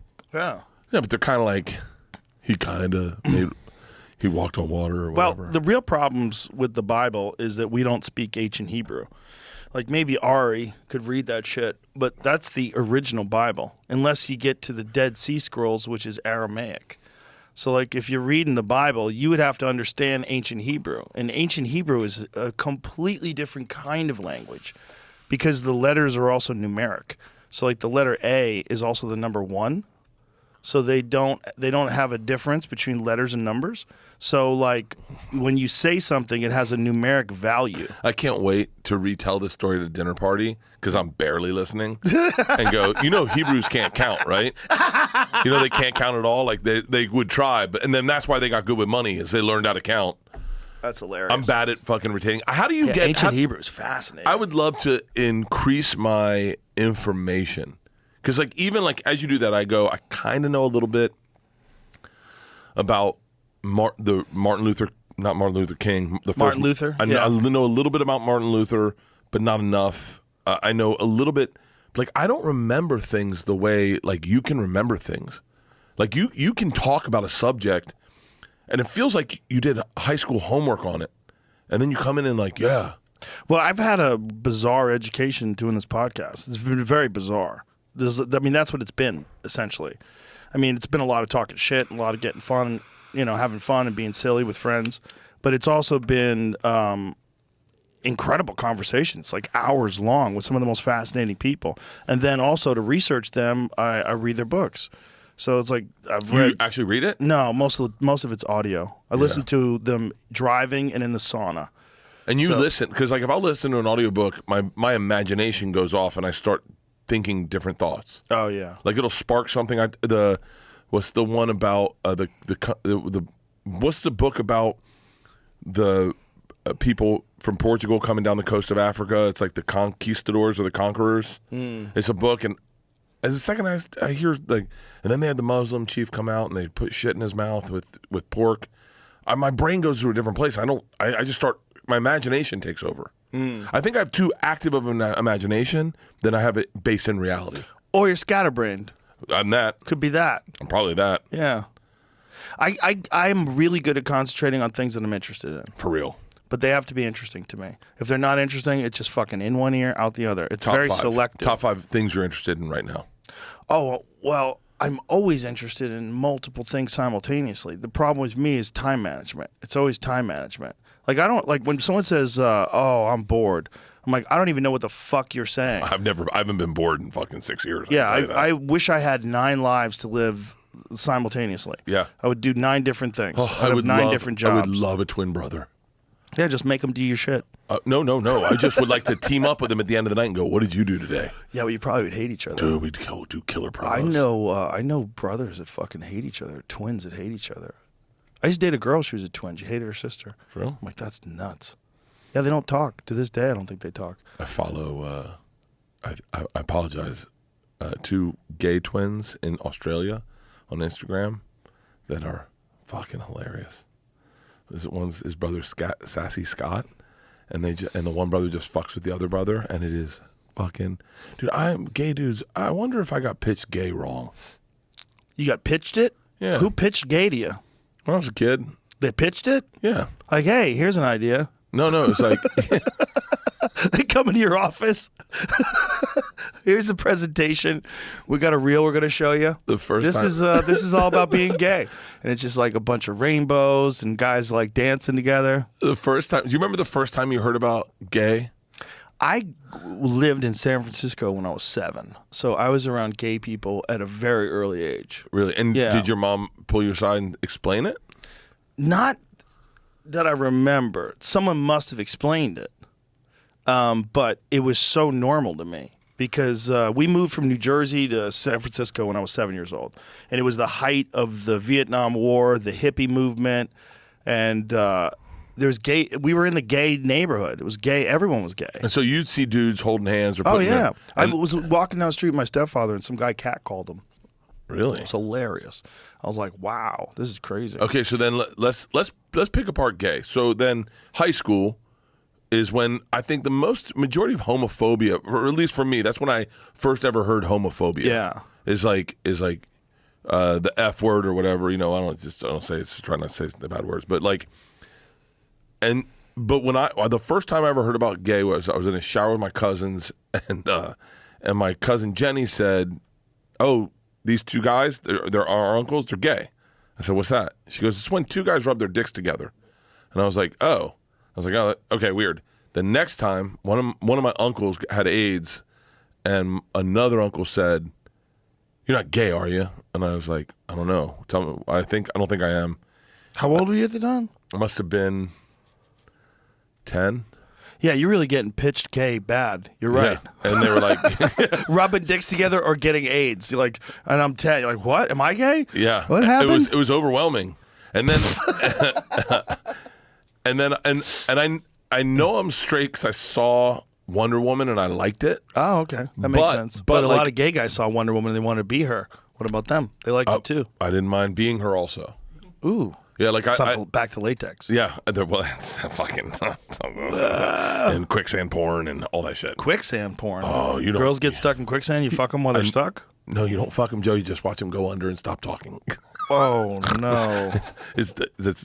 I've You have to have seen quicksand porn. No. Come on. No. I thought you were talking about like stuck in the dryer porn. No. Because there's a lot of that. Stuck in the dryer. Yeah, Oh, yeah. where girls I've seen pretend that. I've they seen that. bend over like, I can't get out of the dryer. Will you help me? And the guy's grabbing the girl's hips and trying to pull her. I don't know why I can't get you out here. And she's like, oh my God, are you hard? I'll make my wife look for my reading glasses under our bed, and she doesn't know why she's looking. Oh, that's hilarious. I'm like, no, see if they're deeper under there. Keep going. Oh, that's funny. I'm like De Niro in Goodfellas. No, it's just around the corner. They're the most unrealistic plots ever. A fucking dryer is so big. Yeah. How are you stuck? It's still Your so whole hot. It's your still whole so body hot. goes into that dryer. How are you possibly stuck? This is Oh, this is hold on, quicksand porn? Hang on, stop. Hang on. This is the fucking white whale of quicksand porn. Okay. So hold on. God damn it. So I didn't know this is a thing until right now. This is amazing. So your sexuality, whatever you like sexually, was imprinted on you at an age you don't remember and you don't know why. This is a theory I have. You have this own theory. This is my theory. Developed this theory? Because quicksand porn, I heard about it, and what had happened is we didn't get to see a lot of porn when we were kids because porn wasn't out, but the only thing we got to see was a device plot. It was called quicksand because Cleopatra of the Nile had quicksand in it, so then all TV shows started throwing quicksand in it. What was Cleopatra of the Nile? Do you Is know that a movie? Is that like Elizabeth? It's like the Taylor? first. It's like a big hit movie, and they had quicksand as a plot device. Quicksand was a thing in movies for a while. Now you know you're who getting did me. a whole special about it? Was NPR. No, not NPR. Radio Lab. Radio Lab. Yeah. That's where I first learned about this. They're called sinkers. People that are into quicksand are called sinkers. And you got imprinted sexually at a certain age. So, like, say you're into Wonder Woman, like myself. I'm really into Wonder Woman. Well, then I also don't mind a little bit of tying up because Wonder Woman got tied up. And I don't mind a little lasso of truth. A little bit of costume. You like a lasso of truth. I love a lasso of truth. In your underwear, being told what to do. So, now what we're getting to is this is the penultimate. This is. Can't believe you used that word. I'm not sure I used it right. I've never used that word. I've I read it. I don't know what it means. Penultimate? I think it's like the fucking super ultimate, right? Sounds like it, right? Yeah. So Okay. Adventures of O-Girl, Struggle Sand with Christina Carter. Wow, so she's hot. She is hot, and she's got a costume on, which imprints me from when I saw Wonder Woman. Wait a minute. So this lady's whole deal is she makes videos where she gets stuck in sand? Yeah. Oh, give me some volume. Oh, this is fucking. Oh. Hold on. No, there's something. There was like some dialogue. Here, something happened between her and the other girl before she walked in. Jamie. Lady Felina, the gig is up. The gig is up. Hello, oh girl. Nice of you to drop by. Sure it is. What do you think of my new kitty box? Very nice, Lady Felina. But I'm taking you in. Oh, she's taking her in. She's a superhero. Take me in. Yeah. Oh, darling, how are you going to take me in when you won't be going anywhere?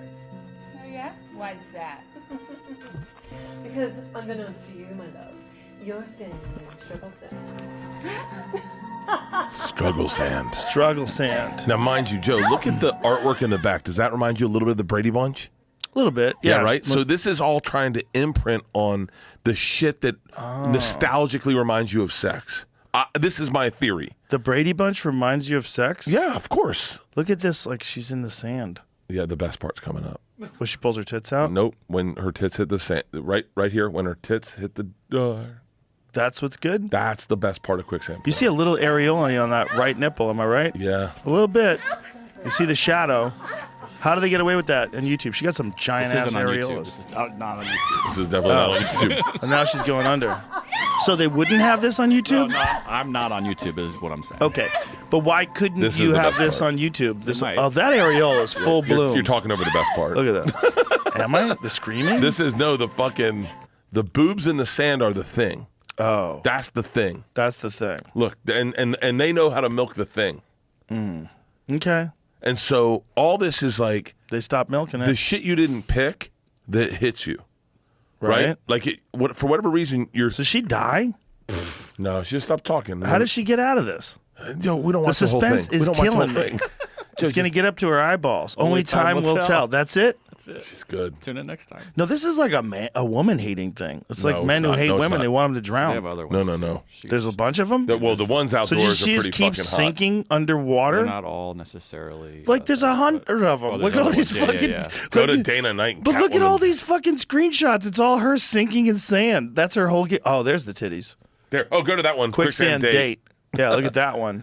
That's a good So one. that one now she's got full bloom. Yeah, because she's You're gonna like. have to hide that from the general I'm not, public. yeah, I'm not and showing channel. any of this. They have to look it up themselves. We've Yeah. explained it well enough. Yeah, I believe so. So she's on a date. See, this one you just cut to. Oh my Right God, when where'd she my sings. clothes go? Yeah. Is this the same lady? No, I don't think so. By the way, these are actually dangerous as fucking shit. What is? This is These public. these quicksand ones. That's not quicksand, That's not buddy. quicksand, that's just no, a hole she dug. Just a hole. That's nonsense. She's just getting her tits dirty. Oh. That's not quicksand. But it's interesting that you don't have a choice on this stuff. The dominatrix told me this. You don't have a choice on the stuff that you're into. It's stuff that, in a weird way, you showed up, you walked into, and then that was playing on the TV. Maybe have you ever heard of like?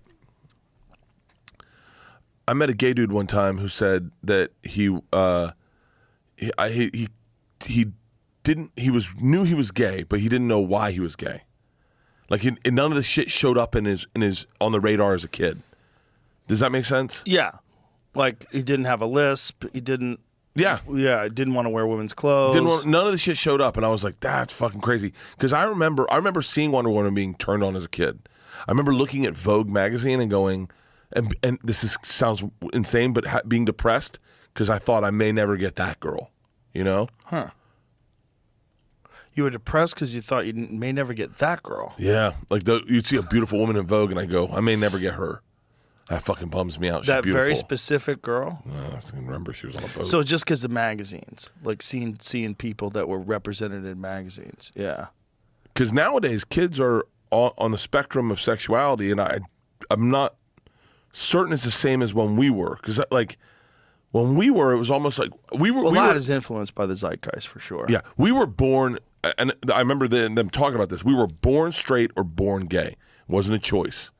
I would argue now it's probably on the spectrum of choice for kids. I think some people choose it. I think some people are curious, but I think a lot of people are just born gay. But hang on, because I would argue if you're curious, you're gay. That's how I grew up. Yeah, I think. Have you ever been people- curious? No, but I Okay, think well, you said that people are pretty quick. more open-minded to it now, especially girls. It seems like girls are trying more lesbianism. It's like when things are accepted by society and not just accepted but actually celebrated.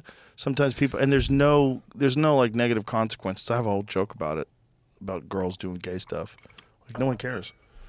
But the difference is that like. Like LBGT rights or like which is so weird that they're all connected together, right?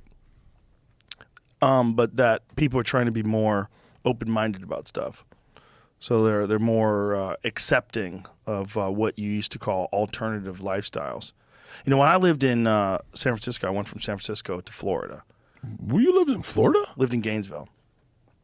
Yeah. Wait, for Yeah. real? Yeah, yeah. When? When I was 11 until I was 13, and then we moved to Boston. Wow. Yeah. So I lived in Gainesville. You And lived in Gainesville? Yeah. What got your mom to Gainesville? my your stepdad dad- your was stepdad going brother. to college there. For Yeah. real? Yeah, he was finishing up his degree there. That's right around the time they were making Gatorade.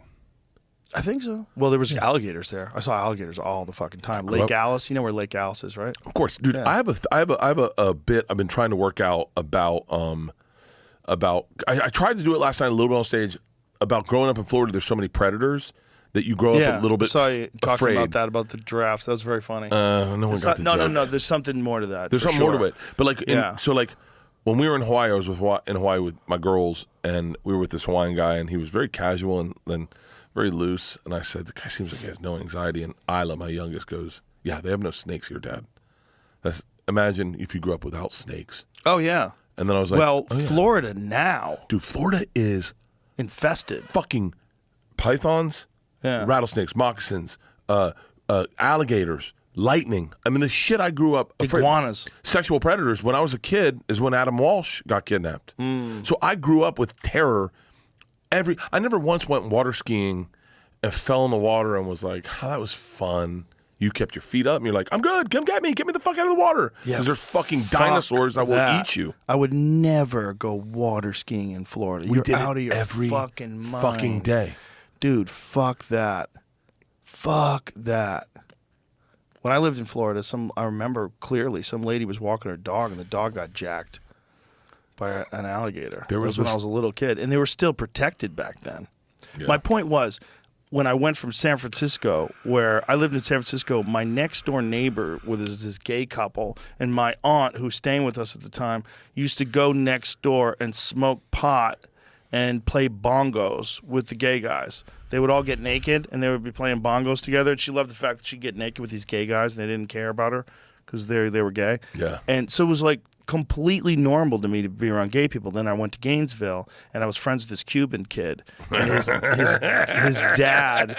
his dad was so mad because they were trying to give people gay marriage, and I remember he threw the newspaper down on the kitchen table. He's like, I can't fucking believe this. They want to get fucking married. And I was like, what do you care? It was so weird to me that I was 11 years old. And then I realized in that moment, like, oh, there's something. And I realized this at 11. There's some things that distract people and that you think are important, but they're not. They're just like cultural beach balls that get tossed around at a concert, where people just throw a thing around. It fucking means nothing to you. The only people that it should matter to are the gay people that want to get married. But to this guy, who's a married guy with a kid who is my friend, Yeah. his kid was my buddy, and I'm over his house, to him, gay people getting married was like, what the fuck? He was so mad, threw the newspaper down. The fuck is this? And I was like, wow, you got distracted. Like, you're getting distracted by something that doesn't mean anything. Like, why would you care at all? Oh, it's how they do. It's how everything. It's how they do prank shows. Someone explains to me, the way to prank someone is to make them think they're watching the prank. To when you distract the person being pranked and go, you're watching the prank, then that's how you prank them. Like it's what you're saying. It's the same way you get pickpocketed is they hit you with bump one into thing. you. They hit Right. you with one thing while they do the other thing. So what that is this guy's getting pickpocketed. He's getting distracted by the bump, gay marriage. When the government's coming at him from the other way going, now that we got you there, let's talk about the thing we really brought you to talk about. Well, That's the thing we want to change your mind on. I don't even know if it's that calculated, that the government does it in a calculated manner. I think it's a human nature thing. I think human beings naturally distract themselves with nonsense. That it's a common characteristic, and that leads to distraction. It leads to procrastination. It leads to being unfulfilled in your life. You get trapped and super hyper focused on things to the point where you're not even thinking about the important things in your life.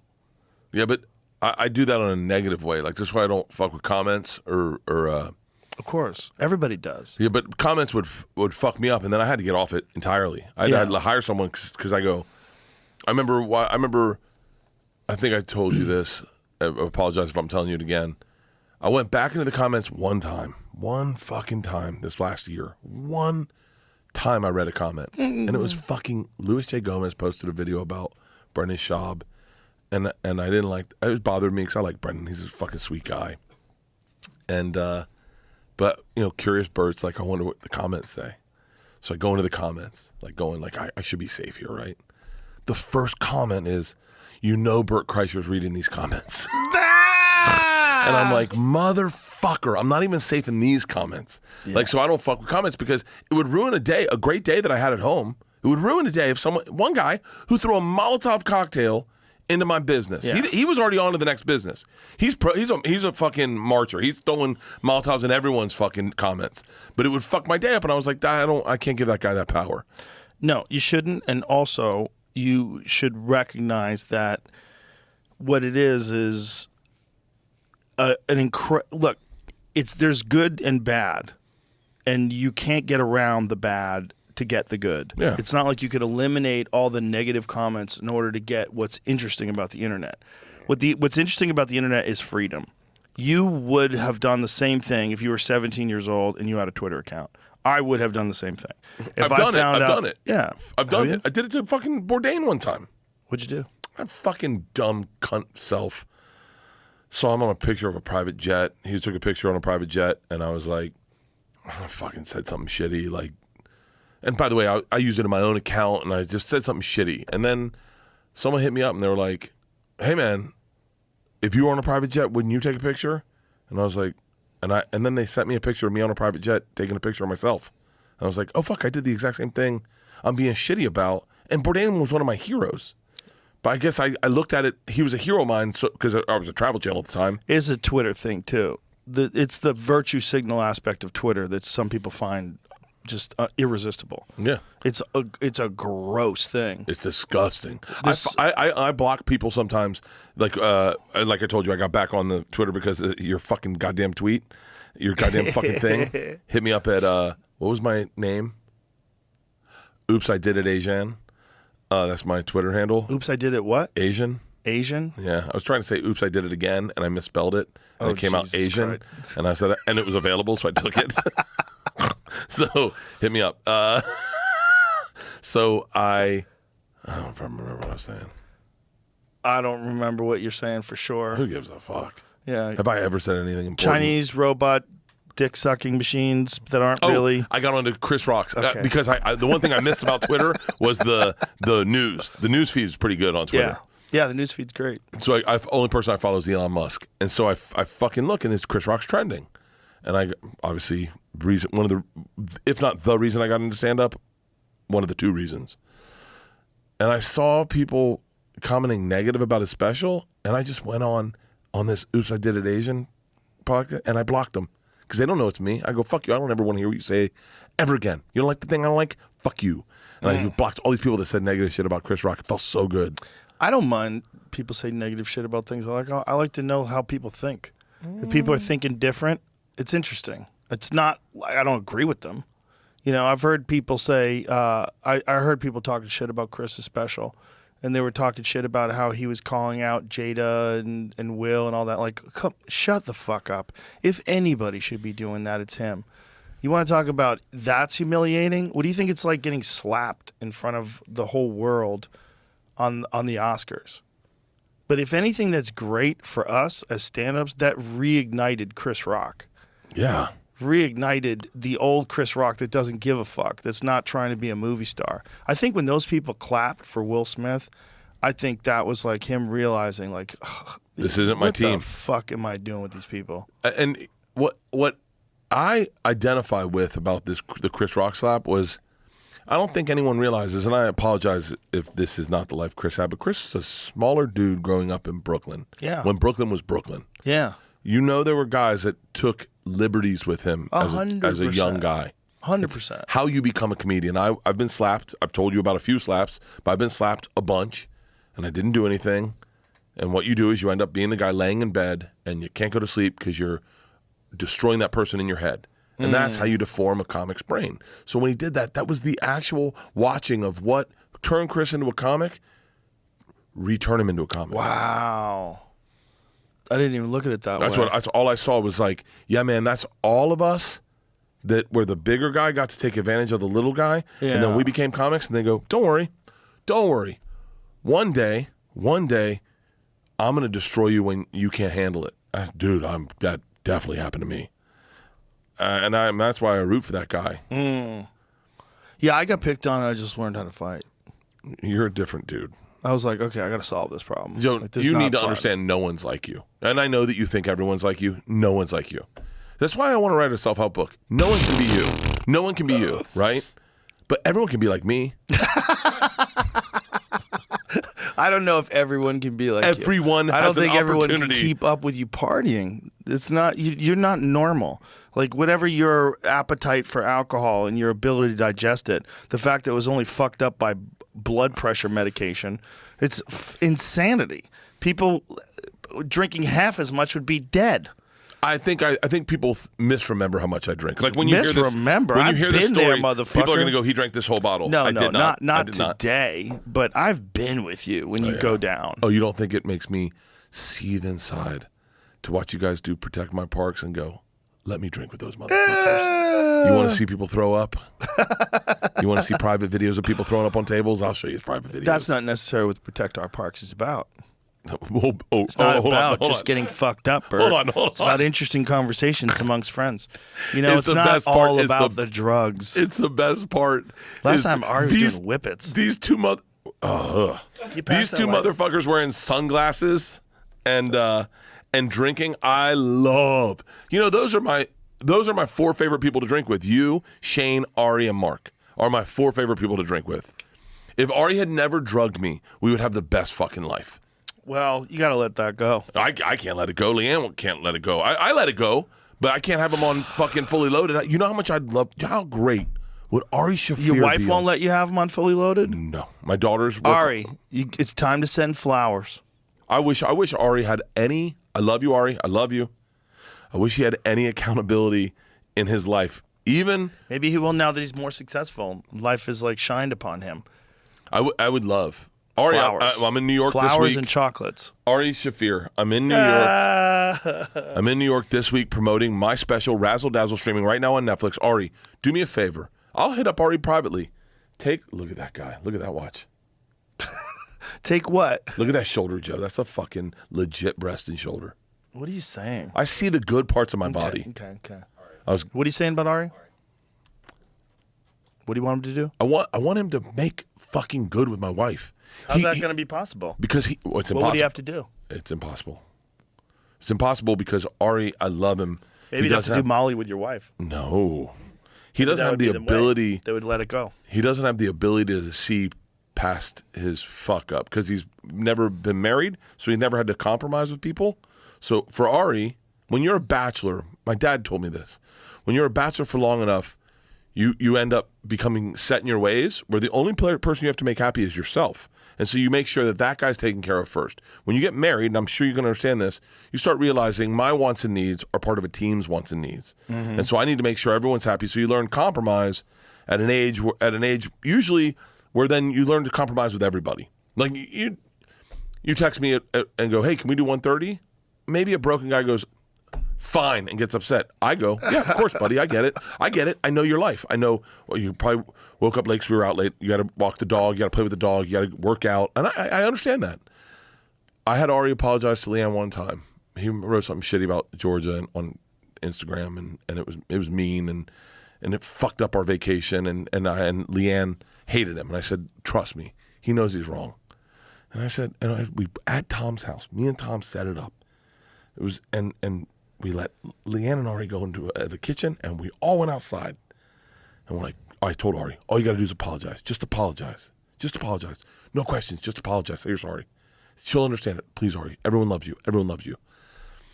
Leanne came out of that kitchen and goes, Ari is broken as fuck. And Ari walked out behind her and goes, how can I apologize? It was a joke. It was a joke. And I was like, God damn it, Ari, you could have. And then Leanne forgave him. Forgave him because she's married. She knows what it's like. I want this. I wish this was past us. I don't think it will. You know, the drugging thing. 'Cause I would love to have him on fully loaded. He would be the perfect. I think it's probably better he's not. You think? Yeah.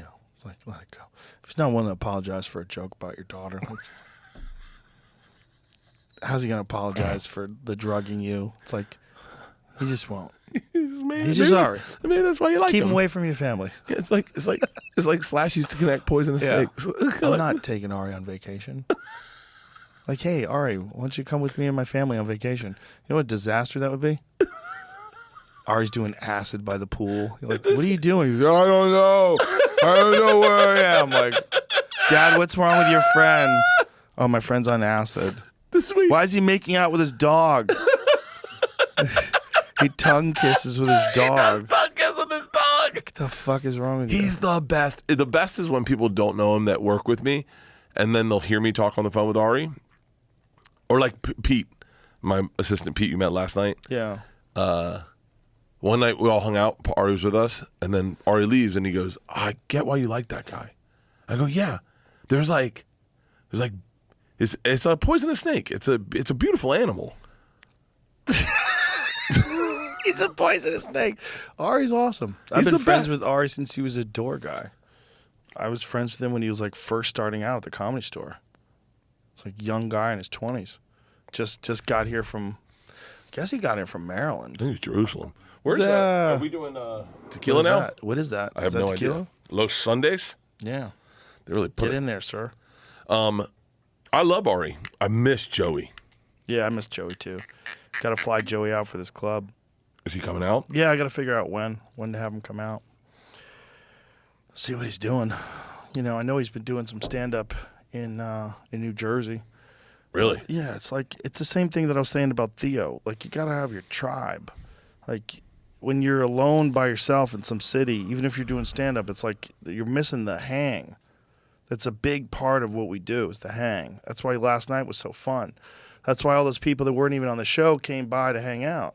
You know, like Ron came by, Tim Dillon came by, Adrian came by. I'll tell you the other part. You don't get this often. I got it last night. Is when you're the fifth most famous person in a room, you're not the most famous person in a room. So what sucks, I don't mean it sucks, but like what sucks currently for me is that I don't get to sit and listen and drink it in.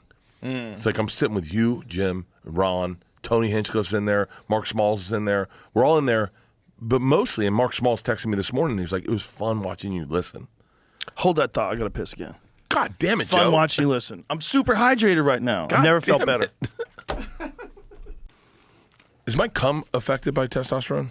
We'll find out. I didn't cum a lot today. I'll let you know. Wait, what were we talking about? You were talking about being that you were listening because it was such a hang. Oh, so fucking because there were best. so many people. I get stuck in rooms. Where I'm the person that sold the arena, right, or like sold the movie or did the thing, and so I find myself and I find it gross. I find myself talking, or in LA, I'll talk to a lot of comics, and then they'll go, like comics I respect, they'll go like, so tell me what I can do to grow my podcast, or tell me what to do with the podcast, or this thing. I don't mean this arrogant. I just mean it as like a self-awareness. Is last night. Mark Smalls texted me this morning and said it's fun being there and fun listening. And I was like, yeah, man, I don't listen anymore because I got to a place where maybe I'm not putting myself in the room. I put myself in rooms where I talk a lot. And I'm a natural talker. I talk a lot, but it was fun last night, like listening to you. You talked a lot last night. I don't know Me? what the fuck you're saying. I didn't talk at all. You were there. Jamie, did I talk a lot? Jamie, he was talking a lot. No, I don't know. I'm just fucking around. I'm just fucking around. No, it's fun. Look, the hang is the best part, man. Well, that's the thing. Is the hang. What you You get to created listen is- to Ron White tell stories and listen to Jim Norton. It was fucking amazing. I got to meet Adrian last night. That was the first time meeting her. She's fucking Adrian funny. Appalucci? She's fucking funny. She's great. She's very funny. She's really funny. Yeah, it's very funny and cool to hang with. She did some woke show, she said. They weren't really into it. Are there woke shows? I don't know. It's South by Southwest. Oh, You know, yeah. like you're connected to a lot of tech people and very strange entertainment people. It's like you're dealing with the people that clapped when Will Smith won the Oscar. It's like the same. Those people, these like untethered humans, non-artists. These untethered non-artists. I had a dude come on my podcast, and I said something horrible, and he laughed. It was bad, and he laughed, and we all laughed. And then he was like, "Hey, can you take out me laughing?" I was like, Whoa. "That's not how that works." I took it out. I took it out because I don't want, I want everyone to feel comfortable. That's funny. But that's fucked up. Yeah. That's when you start. People get scared. It was the beauty of watching. I know I've told you this, but watching Georgia. Georgia, my girls Georgia and Isla, we were on Fully Loaded last year. They only know Joey as Uncle Joey, like a legit Uncle Joey. Right. Uncle Joey came every Easter, every Christmas, every time we had a barbecue, any party. He came home with his wife and his daughter. They only know him as Uncle Joe, like a legit Uncle Joey. Right. And then Joey Diaz goes on stage and does Joey, like aggressive. I mean, I'm talking. Yeah. And Georgia I'd watch her put her hand to her mouth and go, I didn't mean to laugh at that. I go, baby. I go, that's your uncle up there. Like that's who he is. That's who you love. But more importantly, I go, laughter's, you can't stop it from, it makes you laugh. What that's the surprise of laughter, is the beauty of laughter. Yeah, you can't be upset about laughing, especially when your dad's a fucking comedian. It's ridiculous. I think these kids these days, they get into this mindset of like, be on the right side of history. Yeah, that's turning the other way, man. Let me tell you something. That's turning the other way. It's This interesting. Is nice. This is really nice. Kids are getting very upset with the woke shit, and now it's going the other way. And the cool kids are like, they're not buying it anymore. It's like, it's interesting. It's interesting to watch like teenagers now. My daughter has teenage friends and the way they talk. And I don't think it's just her friends. I think there's a trend. I think it's like a cultural thing. Like things shift one way where everybody tries to get really woke, and then people go, hey, that's fucking annoying. And then they go back to just being silly and having fun and just getting to realize that it's okay to joke around about things. Yeah. It's okay to have fun. And they're like, not everything is about social justice and the climate. Oh, we got to preserve the climate. You know, we have to talk about it constantly on phones made by slaves. Like just the nonsense and the hypocrisy why the banks burn. Like all of it is ridiculous. Like it's the gay marriage thing. There's so many fucking distractions that people have. There's cultural distractions, there's social distractions, there's financial distractions. There's like so much while you're just living for a very short amount of time. Very short. And it Look goes. at Carly Simon, old as fuck now. Look how hot she was when she was young. And that doesn't last. It doesn't last. You, on the cover of that Netflix special, that's as good as it gets, buddy. From here on out, it's all downhill. I'm cool with that. Are you? Yeah. No, you're not. I never. That's why I you're never on suspected- peptides. Never. Come on, son. Let's get back to where we once belonged. Yeah. I want it to last forever. Oh. I want to fake my death once. Well, you think you don't die. I had a conversation with Bert once. I'll tell you folks about this. Bert goes, I don't think you die.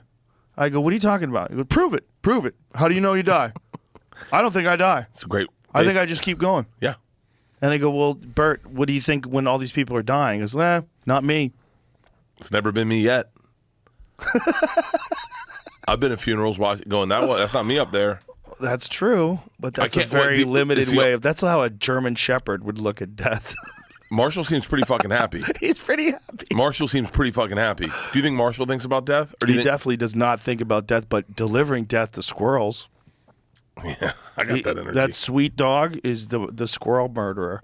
That's what his favorite fucking pastime is. You think I would love to introduce him to one of my two dogs and see if they go, hey, who's your dad? No, My dad does comedy too.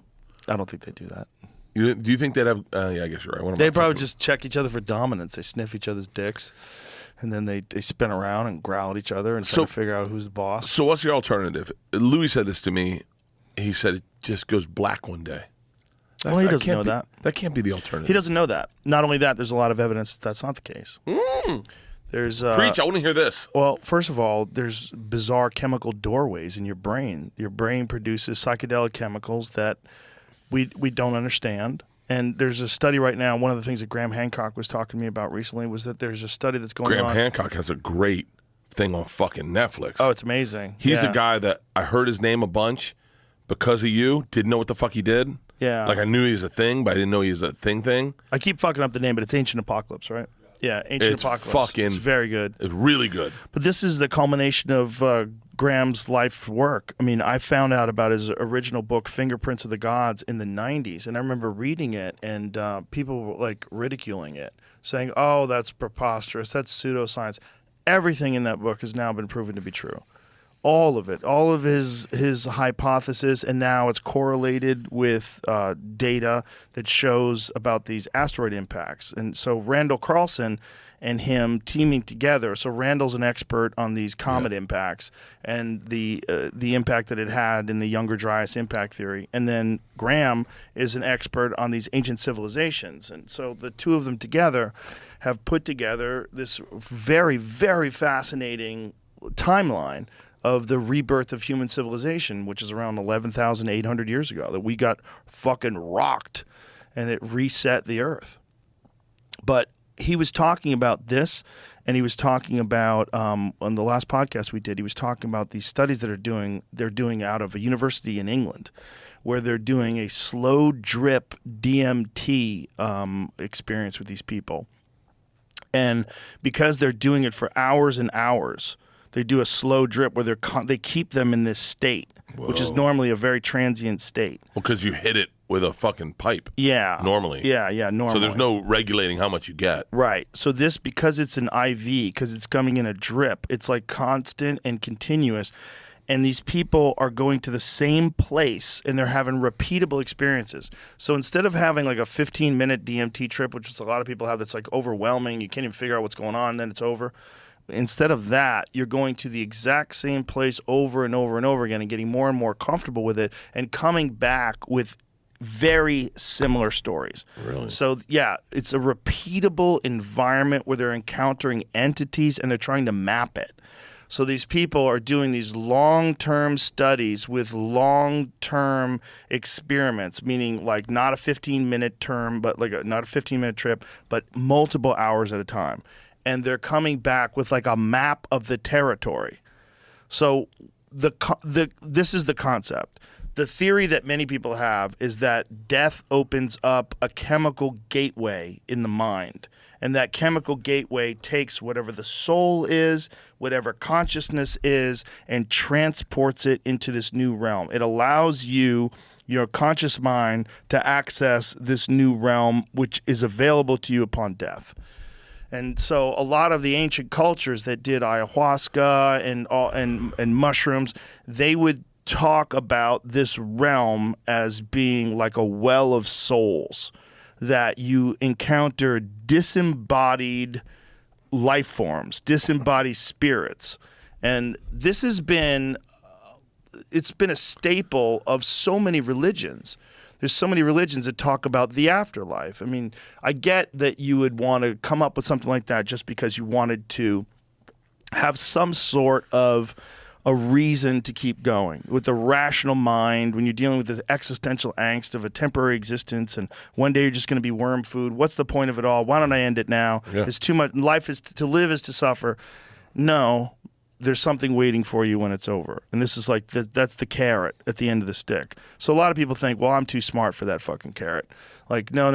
Life is suffering. Life is pointless. And It goes black one day. it's like what Bourdain did to himself. It's like there's like this romantic notion that some people have that to end this depressing thinking is like to do it, just to end your own life is the best way to just get through this. But they don't know. They don't know. Like, you don't know that you just go black. You have no idea. They don't And to know. say that is so foolish. Just to think of the fucking complexity of the universe itself. Just the vast scope of it. And now with this James Webb telescope, they're starting to like look at galaxies that don't even make sense. Like, how is this galaxy so formed and it's so far away? Like, is the universe older than we think it is? Like, there's all this new speculation now because of new data. To think that you know what happens to you when you die is dumb. It's dumb. You don't. You right. cannot know. And I to be thought this was going to give me a closed-minded- panic attack, and now I'm feeling better about myself. Yeah, I don't think it ends. I don't think it ends either. I just don't think it ever ends. I think the real fear is not that it doesn't end. The real fear is that it never ends. Imagine if you have to live your life over and over and over and over and over and over and over and over and over again forever. Could you do it? Doesn't that a freak out? Isn't it interesting? Listen to this. Okay. Last night. Yeah. Didn't we have a great time? Had a blast. Hadn't seen you in forever. It was a really We great hug. Dude, what's up? Have a couple of cocktails. And for me, I'm a manager of a club now. I'm like walking around. I didn't even perform. Get to hang I just out. got to hang out. Get to hang out in Mitzi's room and have a real we went talk to for like have a fucking nice 30. dinner. Oh. When you want to do that forever and ever and Yep. ever and Yeah. ever. Yeah. But can you? Yep. This is the thought. Like, for some people, that makes them freak out. This idea that you would live your life, the life that you have right now, forever, and you would just keep going back and doing it all again until you get it right. I would love it. I had a dream one time that I went back in time to college. I traveled in time, and I realized I was traveling in time. And I said to my roommate, Hutch, I said, "I'm from the future. I came back." And he goes, "Oh shit! So what are you going to change?" I said, "Well, nothing. It was great." And he was like, "Oof. So you have to do all the same stupid shit you did, and you have to do all the same mistakes to get to where you are today?" And I was like, "Oh, fuck. I don't get to go back in time and fuck more chicks. I got to fuck the same chicks." I was like, "God damn it." And then Well, that you was have panicking. Imagine if you just have the exact same experiences over and over again. Just you figure out how to make better decisions with each time. Maybe that's the wisdom of an old soul. Yeah, but if it's like Groundhog's Day. Groundhog's Day, he ends unhappy. But if you end up happy, I thought he ended up happy. but nobody, he ends up happy in the movie because he was unhappy in real life. Right. I'm happy in real life, so in order to be happy in real life, I have to make the same mundane choices every single day. But are they mundane? No, I mean no. It's not that they're mundane. It's They're not just mundane. like you're always, if you're trying to be better at anything in life, you're always trying to think, why did I do that, or why I should have done this, But why did I tweet at Bourdain that way? But I couldn't have started stand up earlier, which I think in hindsight I would love to have started stand up earlier. But I would have had to wait and start at 26. Yeah, but why? Why not? I mean, like then you have 26 years of life before you start, which is probably better. Which was I think better. my first few years of stand up were nonsense. I'm very Yeah, lucky that I I was got an into idiot. stand up later in life. I'm glad that I got success later in life. I'm glad everything happened to me when it did. But I do wonder, like those chances that you didn't take, that you go, I wonder what would have happened. Yeah. I wouldn't. If you want to get to where you are today, you got to make the same choices. Yes. Like one of my regrets, and obviously not because it's not a regret. So I'm happy where I am today. But I would have loved to have worked at the Comedy Store. I remember telling you this one time. We were As a sitting- doorman? No. I would have loved to have, not as a doorman. I would have liked to have tried, put myself out there, and tried to get past at the Comedy Store earlier in life. I remember saying this to you, and I don't know if you remember this. We were both drunk. We were out on the patio at the store, and you said, "Yeah, we wouldn't be friends." I said, "Really?" And you go, "Yeah, I don't think we would have been friends." And I thought to myself, we wouldn't have been, because I would have gotten involved with coke. I know I would have. I would have gotten involved with coke. I would have never met Leanne. I would have never had kids. I would have never become who I was to be the guy. Why did I say we would never be friends? I think you probably remember. No, I'm not misremembering it. I remember. I can tell you where you were sitting. Maybe I was joking. No, it doesn't seem like I would say it that way. But I took it as you. I took it as you were accurate. Had I started at the Comedy Store, I would have gotten involved in probably the wrong side of comedy. I might have. I know I would have gotten involved with coke. I loved coke. Yeah. So what? So did Joey. Yeah, but I don't think I would. I don't know if I have that. I don't have. Joey's got the Oprah gene, where he can go through the shit and come out on the other side. Lose his mom at 13 and come out winning. Joey, he also had like friends that loved him. You know, like when Joey was in the cocaine days, that's when I started taking extra opening acts on the road with me in case Joey didn't show up. It was like how Ari got a job, because I used to have just one guy that had taken the road with me. And then Joey didn't show up sometimes. And so I said, okay, I got to bring someone else. So if Joey shows up, it's a 3-man show. Yeah. If Joey doesn't show up, it's just me and Ari. That's how Ari started going on the road with me. We were on Fully Loaded, and everyone ate mushrooms one night, and it was like a big arena show. Everyone was fucking feeling it. Joey murdered him, and I apologize, Joey, if I'm misremembering this. Joey's the first one to start handing out mushrooms to everyone. Yeah, that sounds like Joey. Why would you be misremembering that? I'm careful with the stories I tell about people these days. Oh, yeah. And so 4 a.m, we're all in our bunks, and someone opens my curtain, and they're like, "Hey, the mushrooms didn't kick in well with Joey. It's time to pull a car over." And I shut my curtain. I go, "I am not the one dealing with Joey tonight." So you guys were in the bus? In the bus, and Joey wanted to pull the bus over? We did pull the bus over, and we pulled the bus over. And he's laying out on the grass, staring at the sky. Wrong day, cocksucker. I'm not in this bus. He goes up, my bus driver, Ron. Wrong day, cocksucker. I'm not on this bus. I got to get the fuck out of here, Bert Kreischer. This isn't happening. Give me a hotel room. So we pulled the bus over. We found him a hotel room, got him a ride to the venue the next day. How far was the venue from where you're driving? Joe, I could not tell you. How many hours were you in a... We usually drive 6 hours a night, 4 hours a night. So he pulls over in the middle of the drive and says, "No, I'm on mushrooms. Get me a hotel room." Mushrooms in a bunk, and I think it was making him motion sick. Oh, Jesus Christ. And he's on mushrooms, and he's got a sleep apnea machine. It's like you ever see that Chris Pratt movie where he sits in the time capsule and they go to space and his opens early? Yeah. Joey's opened early. I think the bus would be fun in between hotels. I do not think sleeping on the bus would be fun, because sleep is very important. I value sleep. Well, you're right. You're right.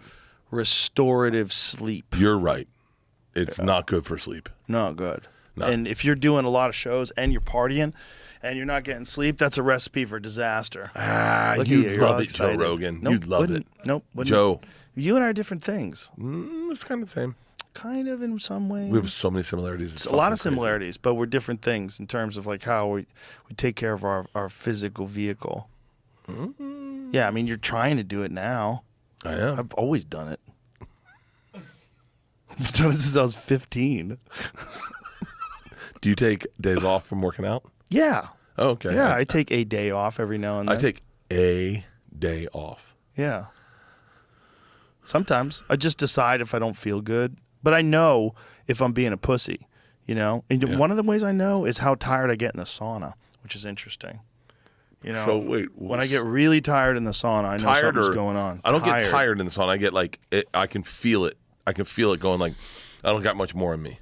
Yeah, It's not tired though. It's struggle, whatever it is. It's that's how I know. It's one of the ways that I know that I'm feeling bad, other than working out. Like when I'm working out, I can really tell.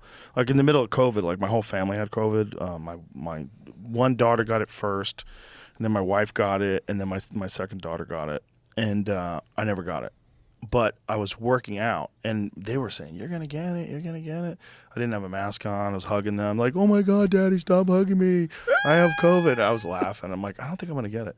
But I went to work out, and when I was working out, I was like, "Whoa! I feel my body fighting this." It was interesting because I work out so much. I was doing this. I have this circuit that I do with kettlebells, and I started the circuit, and I do a warm up where I just warm up with 35-pound swings. And I do 10 swings each arm. Then I do 10 clean and presses. So I'm doing the 10 swings, and I'm like, what is going on? Yeah. I'm like, what's happening here? And I'm like, why do I feel like diminished?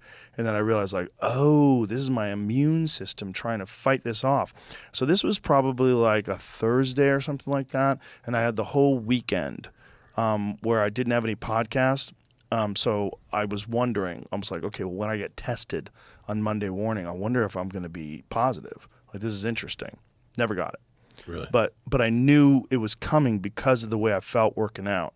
I was like, I knew it was on the back door, but then I got a bunch of vitamins. I did the vitamin IV drip. I did an NAD drip, and I never got COVID.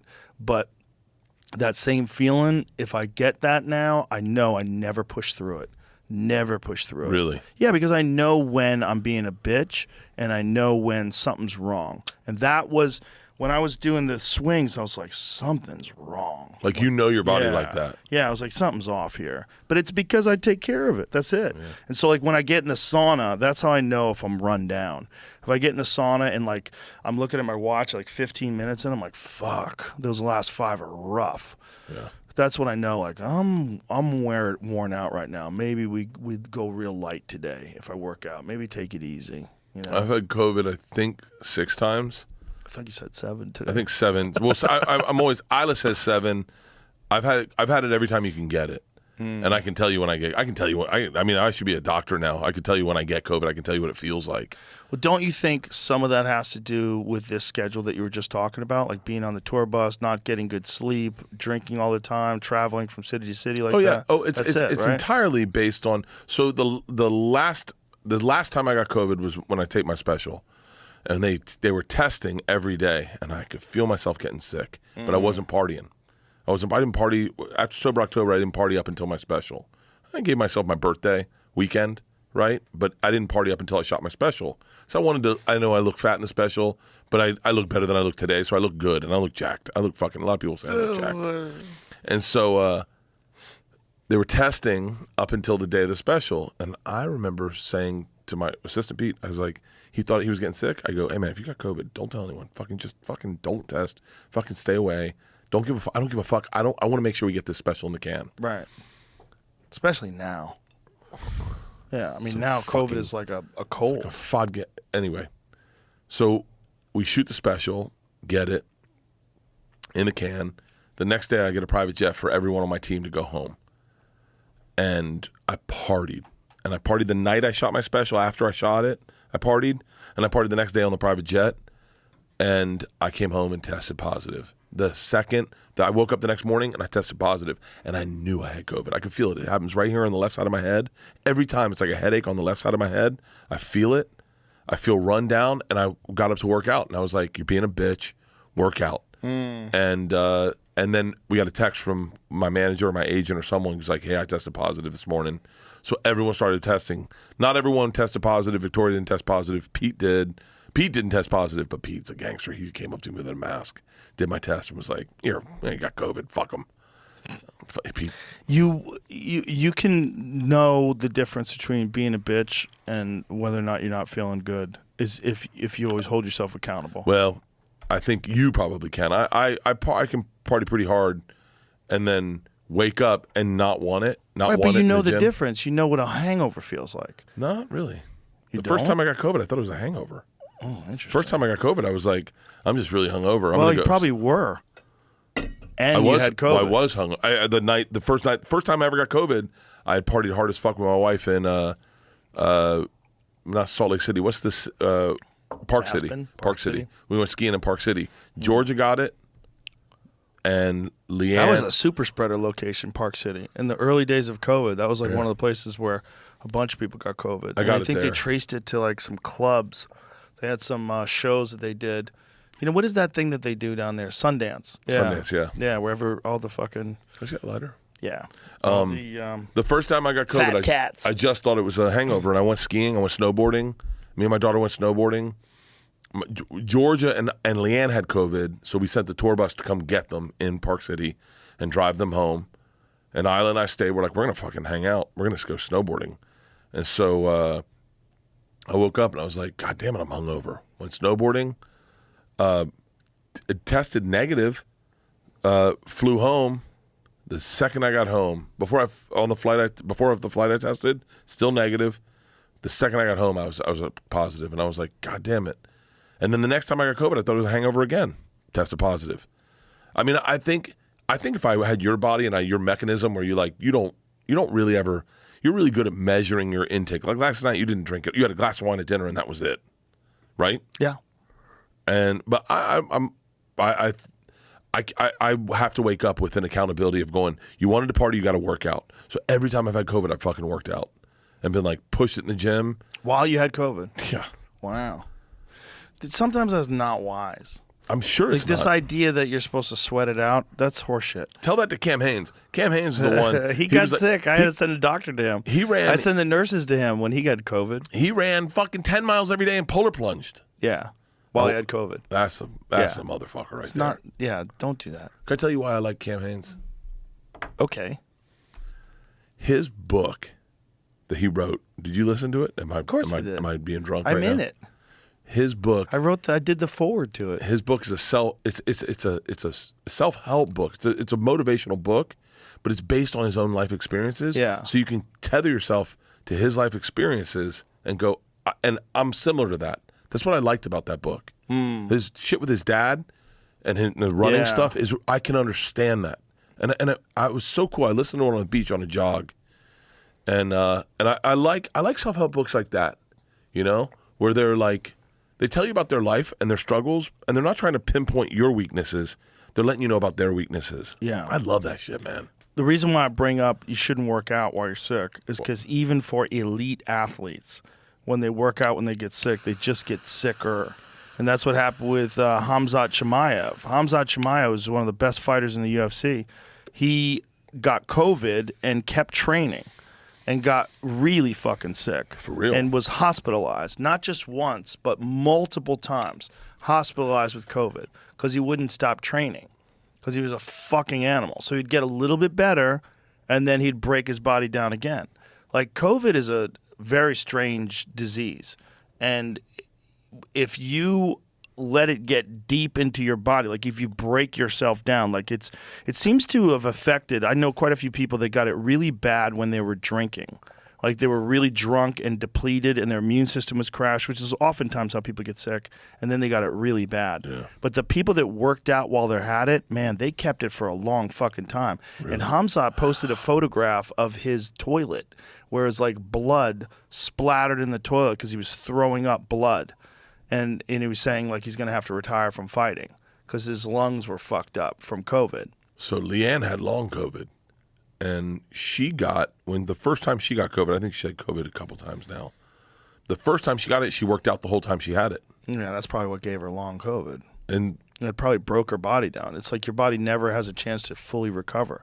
You got to let your body get to 100%. You got to let your body's struggling, right? And when you are exercising, what you're doing is you're taxing your body's resources, so your body has to repair and improve, and it repairs your cardiovascular system and your muscular system. And you get stronger and you get healthier.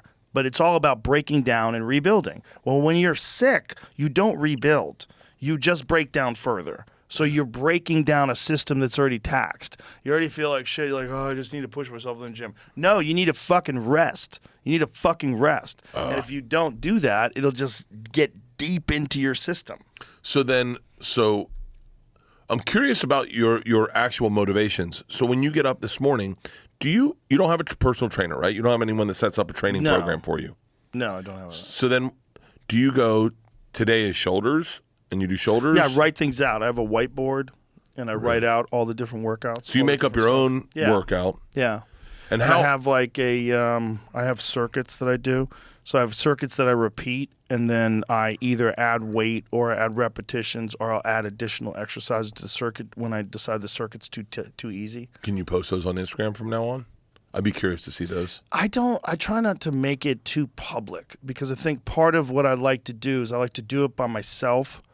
I don't want to be, I've done it before, like I've talked about what I've done before, but I think there's something that's good about just doing it in silence, doing it by yourself. It's just struggling. Don't tell the whole world that you're doing this. I kind of do already. That's all I do. I know, but for my head, it's better to not. Really? For my head, it's better to just go through it. Just go through it, and because everything I do is so public already anyway, like it's better to not have that, and which is like my medicine. Like that's my medicine. And working out is my medicine. That's my mental medicine for sure. But you understand the value in knowing your medicine as an outsider. I'm not advocating that you should post these for real, because if that's how it works for you, it should work. But I am curious, is like when we did the 100 push-ups, a perfect example. Mm-hmm. Knowing that that's the benchmark, that it's interesting to see how hard you actually are pushing it. Because if I wrote my own workouts, they'd be fucking cakewalks. Yeah. They'd be fucking cakewalks. I have someone else, Lacey Mackey, she's my trainer. She travels with us. She does my workouts, and sometimes I'll see them. I go, fuck that workout. That sucks. I don't want to do that. Yeah. We did, in December, I'm going to misremember this, 5 squats, 5 burpees, and 5 push-ups every day. And then we added 5 every day until we got to the end of the month, and we were doing 150 burpees, 150 push-ups, and 150 squats. And it was undoable. I mean, it was like so fucking tough, especially if you missed a day, which we did, and you were forced to do like fucking at one point I had 470 burpees left. And I'm just going like, fuck this workout. But like, it's curious. I'm curious about like guys like you. I say you, David Goggins, and Cam Hanes, because those are like the guys I enjoy. But like, I'm like, Cam Hanes is pretty specific. I do 12 miles every day at lunch, which is insane. Is fucking insane. Yeah. And then polar plunge and this. Do you know Jesse? I must mispronounce his name. Jesse Seitzer. He lived with Cam Hanes. He's Itzler. Jesse Itzler. No. He lived with David Goggins. My bad. Yeah. He did something so fucking, for a runner, so powerful, is that he's talking about getting back into running because he had taken some time off. So he had an injury. He said, what I like to do, I'm misremembering, I'm sure, but like I do 2 minutes of running and then 5 minutes of walking. 2 minutes running and 5 to get back into running. It was so fucking useful as an outsider looking in, because I go, oh shit, I gained some weight on this last tour and I'm trying to get back, and I go, that's really interesting. This morning on the treadmill, I did him. That's good. That's a good way to do it. Doing anything's good. What I do, Even your process of how you come up with what your workout will be is fascinating to me, because I know you kill it in the gym. I treat myself like I'm my own personal trainer. That's what I do. I treat myself like I'm a different person. I don't look at me as like what I want to do. I look at me like a person I'm telling to do things. Like I'm the boss of me. I don't do that. Yeah, well, it's okay. You don't have to do that. This morning I have to do that. You understand? I'm a crazy person. Like, I've realized I'm a crazy person, so I've figured out how to not be crazy. Like, I don't want to be crazy. I want to be nice. So what's the best way for me to be nice? I go crazy in the gym. You've worked out with me before. When I work out, I go fucking hard. You try to have a heart attack. I go fucking hard. So that for the rest of the day, I'm cool as a cucumber. I'm relaxed and friendly and nice, and I get those demons out. My litmus for health has always been 225 bench press. Do you remember when we all did that? Yes. The three of us got pinned and you did like fucking 15. Yeah. And then you were like, I think I might have ripped my pack. Let's go do a podcast. I was joking. I didn't really rip my back, But like that's... I hadn't done any benching. That's the funny thing. Like I don't bench. No. Oh, I bet it's my favorite thing in the world. No, that's all from kettlebells. So you just kettlebells? Yeah.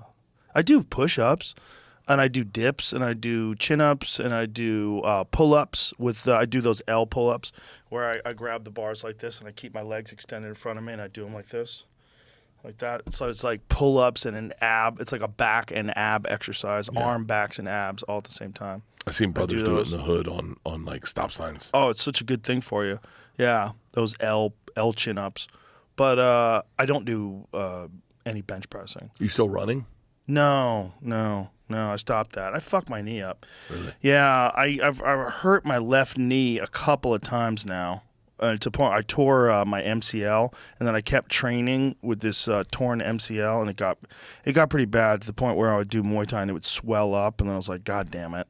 And so then I got a bunch of stem cells in it, and I haven't done any running, and I haven't done any Muay Thai in like almost a year, where I'm just trying to fix it. And it's 90-something% now. It doesn't bother me at all when I do squats or I did all the knees over toes stuff. But the problem is, I'm a meathead.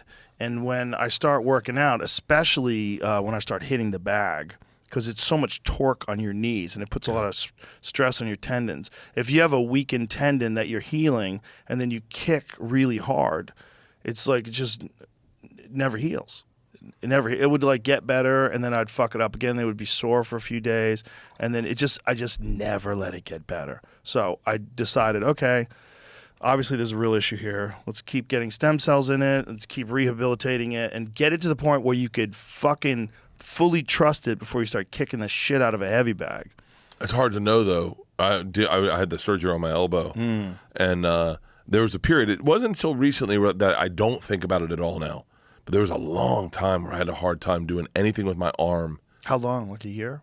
Honestly, until we did push-ups.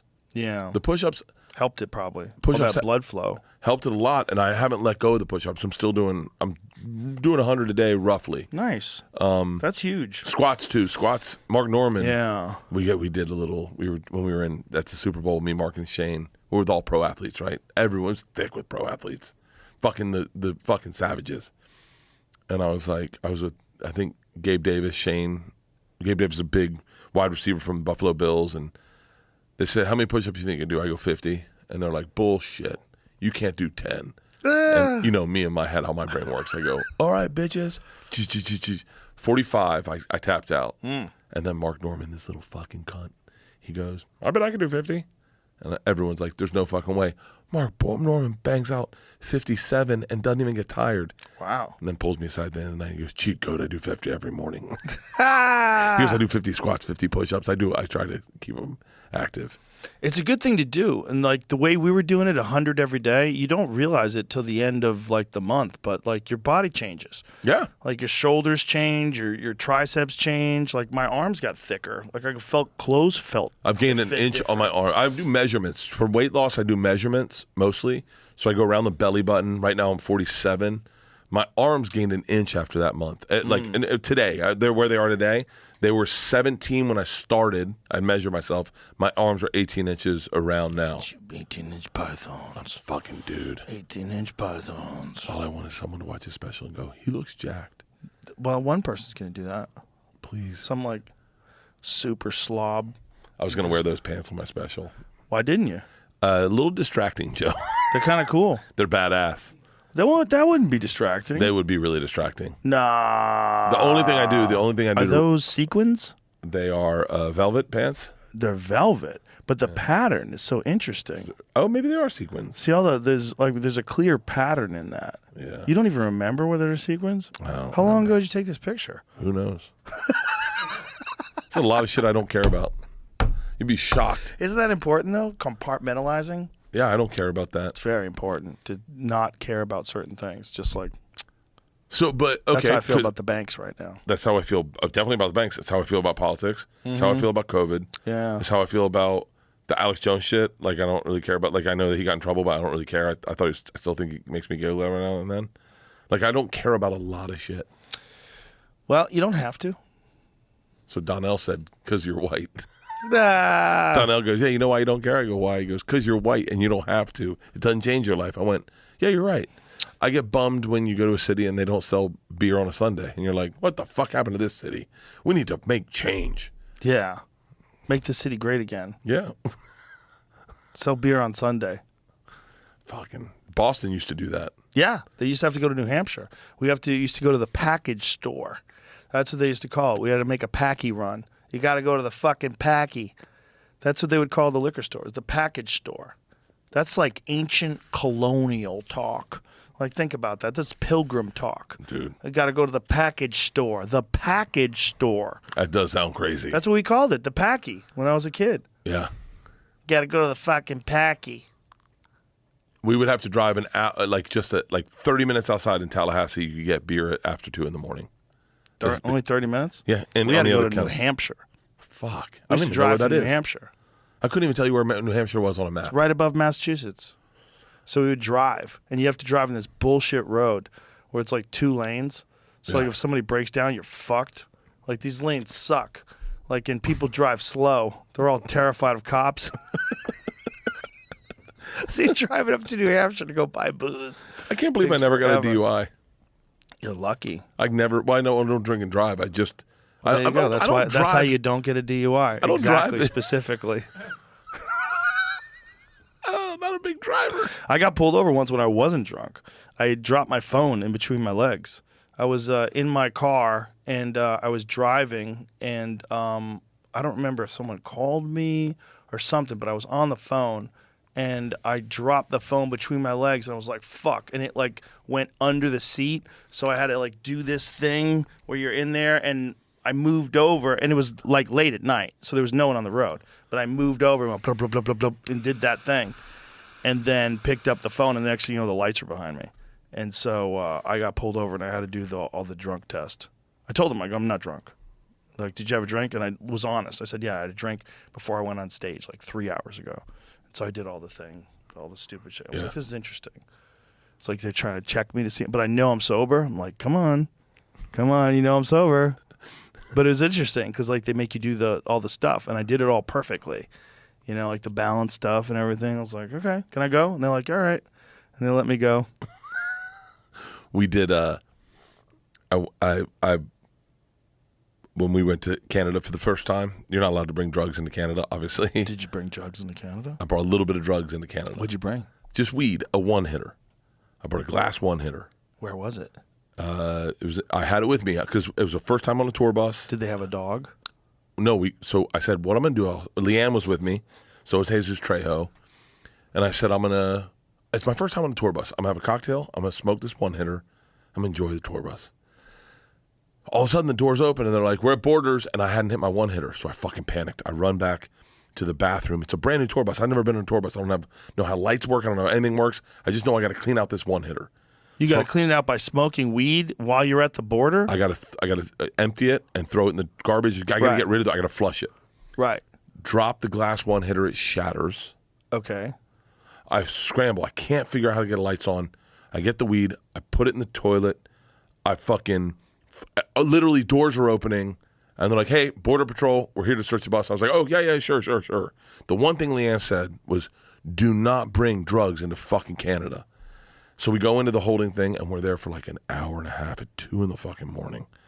An hour and a half we're waiting, and I'm like, I'm fucking busted. And the guy comes in and he goes, "You guys are all good." And I was like, oh, thank God. So as we're walking to the bus, I'm still a little buzzed, and I'm feeling loose. And I go, hey, man, just out of curiosity, like what would have happened if we had brought drugs into into Canada. And he goes, you mean hypothetically, like say someone had a glass one-hitter in their bathroom, shattered it, tried to throw it in the toilet and didn't flush it? And immediately everyone looks at me and I'm like, yeah, like that. And he'd go, I'd say it's an honor meeting the machine. Enjoy your tour in Canada. I went, and Leanne got on the bus. She goes, you fucking cocksucker. You brought drugs. I was like, yeah, I brought drugs. Little bit of drugs. Little bit of drugs should be like little bit. that should be the, where you go. A little bit. Yeah, like a Brittany Griner. They should have a Brittany Griner amount that you can bring. A vape pen. Come on, you're not selling a vape pen. Amount. Wasn't hers just CBD too? No, I don't know. Was it actually weed? I'm certain it was. Who knows if it actually even happened? They might have just planted that on her. We were going to go to Russia to promote the machine? movie. Yeah, promote the movie. Oh, why not? Are you kidding me? Okay. You sound like Sony right now. So, what if I get arrested? They're not going to send someone for you. But Look at me. You're not a. How good would the movie do? You're not a 6.5 foot tall lesbian that is the star of the WNBA. Would you, no. Hang on, let's work this out. Would you? I bet. But there's a Marine that's in jail over there, and they had the option to release him or release Brittany Griner, and they released Brittany Griner. For real? Yeah. Wait, what did the Marine do? Weed? No. Some sort of classified information he had. Would you try to get me I forget out? what the actual. Of course I would. I don't know. I forget what the actual charge was. So you can find that.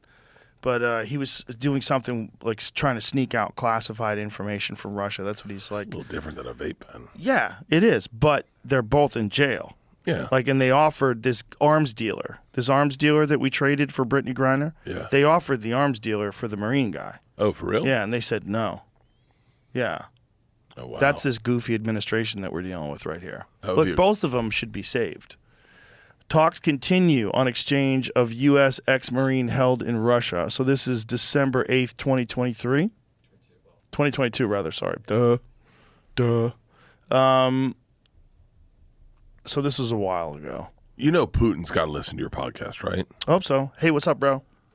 I guarantee you, all you Guy's have got to do solid judo. Does he? Yep. Yeah, I praise him on his judo. He's got legit judo. He's a judo black belt. If he wanted to fly you over, would you? Nay. Wait, what's wrong with your brain? I would love that. Why would you do that? I would love it. Because if anything, do you know the story about Robert Kraft in the Super Bowl ring? Where he took his ring and put Yeah. it on and then kept it? Yeah, he's like, Gangster. let's kill someone with this ring. I'd lose this watch and in he a just heartbeat. walks away. Yeah, you would lose that watch in a heartbeat, but no one cares about a watch. He can get a watch, but he can't get a Super Bowl ring. So he just took the Super Bowl ring. Dude, that's a different kind of human. He's probably one of, if not the richest man in the world. And, the fact that he just did that to that dude and just walked off with that ring. But what about the prospect of you hanging out with Putin and Are turn you him into a out cooler dude? Of your fucking mind. Yeah, hey, forget about all those people that you killed that were your political opponents. Let's be cool now. Just be a different person now. Be a totally different human with a totally different background that wasn't in the KGB, that isn't a dictator, that doesn't control information and control what news gets distributed to your people, that doesn't have a lockdown on the internet and is in complete control of all the oligarchs in your country to the point where they're so embedded with you that when you go to war with Ukraine, they steal the oligarchs' yachts because they confiscate them because they shouldn't have the money that they have, because the only way they could have the money they have is if they're in cahoots with you, and you're obviously evil. You're never going to get an invite talking this way. Yeah, it's not my gig. You don't care about any of that shit, though. I still want to meet Kim Jong-un. Whoa. Yeah. Shit like that interests me. What interests me is Trump meeting him. That was interesting. Met Kim Jong-un? After he called him Little Rocket Man, he goes to meet him. Shakes his hand. They're all smiling. Yeah, it's that's a awful game. You're meeting dictators. I mean, if you're the president of the United States like Trump and you're trying to make, foreign relationships better, you're supposed to do that. It's good. Oh, wow. Look at that look Those in his two face. haircuts. It's also the fucking mocking glare that Trump gives everyone, because it's like with Trump, when Trump's talking to someone, it's always like, be nice or I'm going to talk shit. It's like no matter what, it's like I may talk shit. Like, well, let's get through this. Let's have an agreement. Hey, nice to meet you too. Don't say nothing or I'll talk shit. Like, even the way this smug like look on his face while he's shaking hands with the guy. All right. What so a fucking character. This is a adjacent conversation. Look at that. That's the border. Oh, that's where they met? That's right the at line. the parallel? That's the fucking line. Imagine the guy that installed those grates. That's two different companies. Obviously, not one company installed both those grates. I know, right? It that has to crazy? be. But what about the building? How the fuck is there one building that crosses both lines? Who built that Who building? built that fucking building? Did they meet in the middle? The North Korea thing is wild. When I had Yeonmi Park on and she explained how she got out of North Korea when she was 13, how she escaped and went to China, and like, That was it's one of those stories you're like, holy shit. She's talking about how people are starving in North Korea. Those are the kind of people that don't want to hear nothing about all this Marxism and woke communist bullshit. They don't want to hear nothing about that because they know this is where this goes. What they said to all those people there, they said, we can all have food if everyone just gives up their land. All these people that own land, they're the problem. We give up the land, then we'll all have the land. And the moment they did that, the moment people agreed to that, everybody's starving. Then the government controls the food distribution, and if you try to take more than your share, you get killed.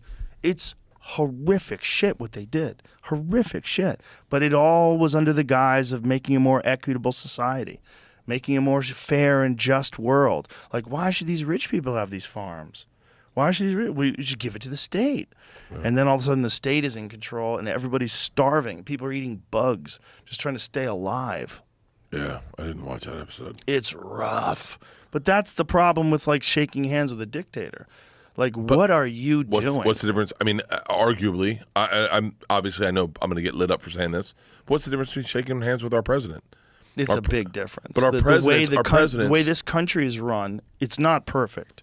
But the way this country is run is so fucking superior to any system that is anywhere else in the world because of the checks and balances that were put in place by the founding fathers.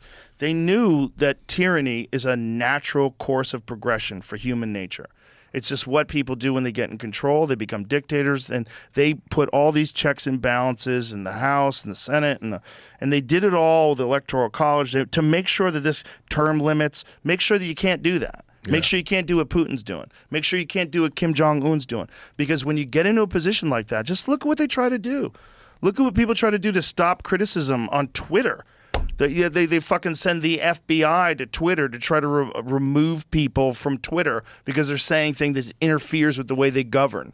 Yeah. Like, all that shit is natural. And the founding fathers of this country were the only people that put together a system to mitigate that. And over time, these fucking cunts and these corrupt shitheads have done an amazing job of trying to chip away at that or convince people that it should be chipped away at and convince people that freedom's not important. What's important is equity and inclusiveness and diversity. And no. That is that's a sheep costume that the wolf wears. And the wolf is control. The wolf is control over people and forcing people to bend to your ideological will, whether it's the will of the people on the right or the will of the people on the left. That's what it comes in. It comes in the form of like equity and inclusiveness. But we're going to make things fair. I think you're saying the same thing almost, right? Because it's almost like McCarthyism, like where they start saying this is how it works. You can't question whatever it is, anything. Yeah, climate change. It's happening there too, almost, right? It's happening on both places. Well, it's a natural thing that people do. They don't want people questioning things because they don't. Just like you don't want someone to ask you, who's Freddie Gibbs? Like, nobody, forget it. That's what it's like. It's like they don't want to deal with all the different things that you have to deal with when you're debating something and you want to be proven correct. So what's the best way to do it? Just silence that person. Shut the fuck up. Yeah. Take him off Twitter. Ban him. Lock him up. Put him in jail. Give him house arrest. Sue him. Find a way to stop it. And that's what people do. It's a natural thing that people do. Yeah. I mean, it sounds like it. It sounds to me like it happens everywhere. It sort of happens everywhere, but here is the best version of it. This is the best version of it. This is the most free version we're of kind it in the doing world. it to ourselves a little bit. But we aren't also, because you and I are on a fucking podcast right now that millions of people are listening to, and we're not being censored at all. So this exists here uniquely. You have to understand that. This ability to broadcast to millions of people without any censorship, without no oversight, there's no one leaning over our shoulder, that's unprecedented. It's going to sound super naive. There are no Russian podcasts? Of course there are, but I'm sure they're censored. Like, if you're a Russian and you talk shit about the government, you're fucked. You know what they did with Pussy Riot? You know, they put Pussy Riot in fucking jail for talking badly about the government. I know Pussy Riot got in jail, but I didn't know that. If you are a political dissenter in Russia, like an aggressive political dissenter, your life is in danger. For real. Yeah, for real. Yeah. If you become a problem over there, your life's in danger. Yeah. Well, I mean, all I know is Russia is nearly isolated online. What does that mean for the internet's future? Concerns about the emergence of splinternet, a balkanization of the web, have been gaining momentum. The war in Ukraine threatens to make them a reality. So that's what you have to recognize. Like, Russia does not have access to, like, unless they're using some sort of a portal to get out, they're using a VPN or something where they're allowed. And even that's dangerous, because they catch you using a VPN, you're fucked. But they have no access to, like, all the stuff that we read. They have no access to Wall Street Journal articles. They have no access to, like, all the things that they have access to Russian state-sponsored internet. I must be the most naive person in the world. Is our government controlling our internet? No. So, but they want to. They would like to. But, 4chan doesn't exist if the government's controlling it. Reddit doesn't exist if the government's controlling it. Those guys don't have Reddit in Russia. What our government is doing, though, for sure, whether they admit it or not, they have a bunch of people that are hired to post and say things that go along with their narrative and aggressively argue and try to shame and attack people that go against the narrative, whatever that narrative is, whether it's climate change or COVID lockdowns or the war in Ukraine or whatever the narrative is the government's pushing, for sure, just like they have over in Russia. They have those troll farms where they make fake Facebook pages and attack people. For sure our government does that. There's not a chance in hell they don't. Not a chance in hell they would not utilize that resource for propaganda. We created it, right? I mean, that's how we The internet? No, we created overthrowing governments and creating dialogues. Well, I mean, people have been doing that since the beginning of time. But for sure, we have been involved in regime change wars forever. Forever. I mean, that is literally Smedley Butler's 1933 story that he wrote, article he wrote, War is a Racket. Have you ever read that? Joe. War is a Racket. This guy Smedley Butler, who's a general, who's this, like, decorated war hero, who realized at the end of his career that the whole thing that he thought he was doing was bullshit, and that war was just pull it up, because it's worth revisiting every year and a half or 2 years. Smedley Racket? Smedley Butler. It's called Smedley Racket. War is a Racket. 1935, a short book. Yeah. But it's basically, he's basically saying that he realized along the way that what he was doing, where he thought he was, like, making the world safe and, stopping tyrants and, being just, that he was really making things safe for bankers and for people that were trying to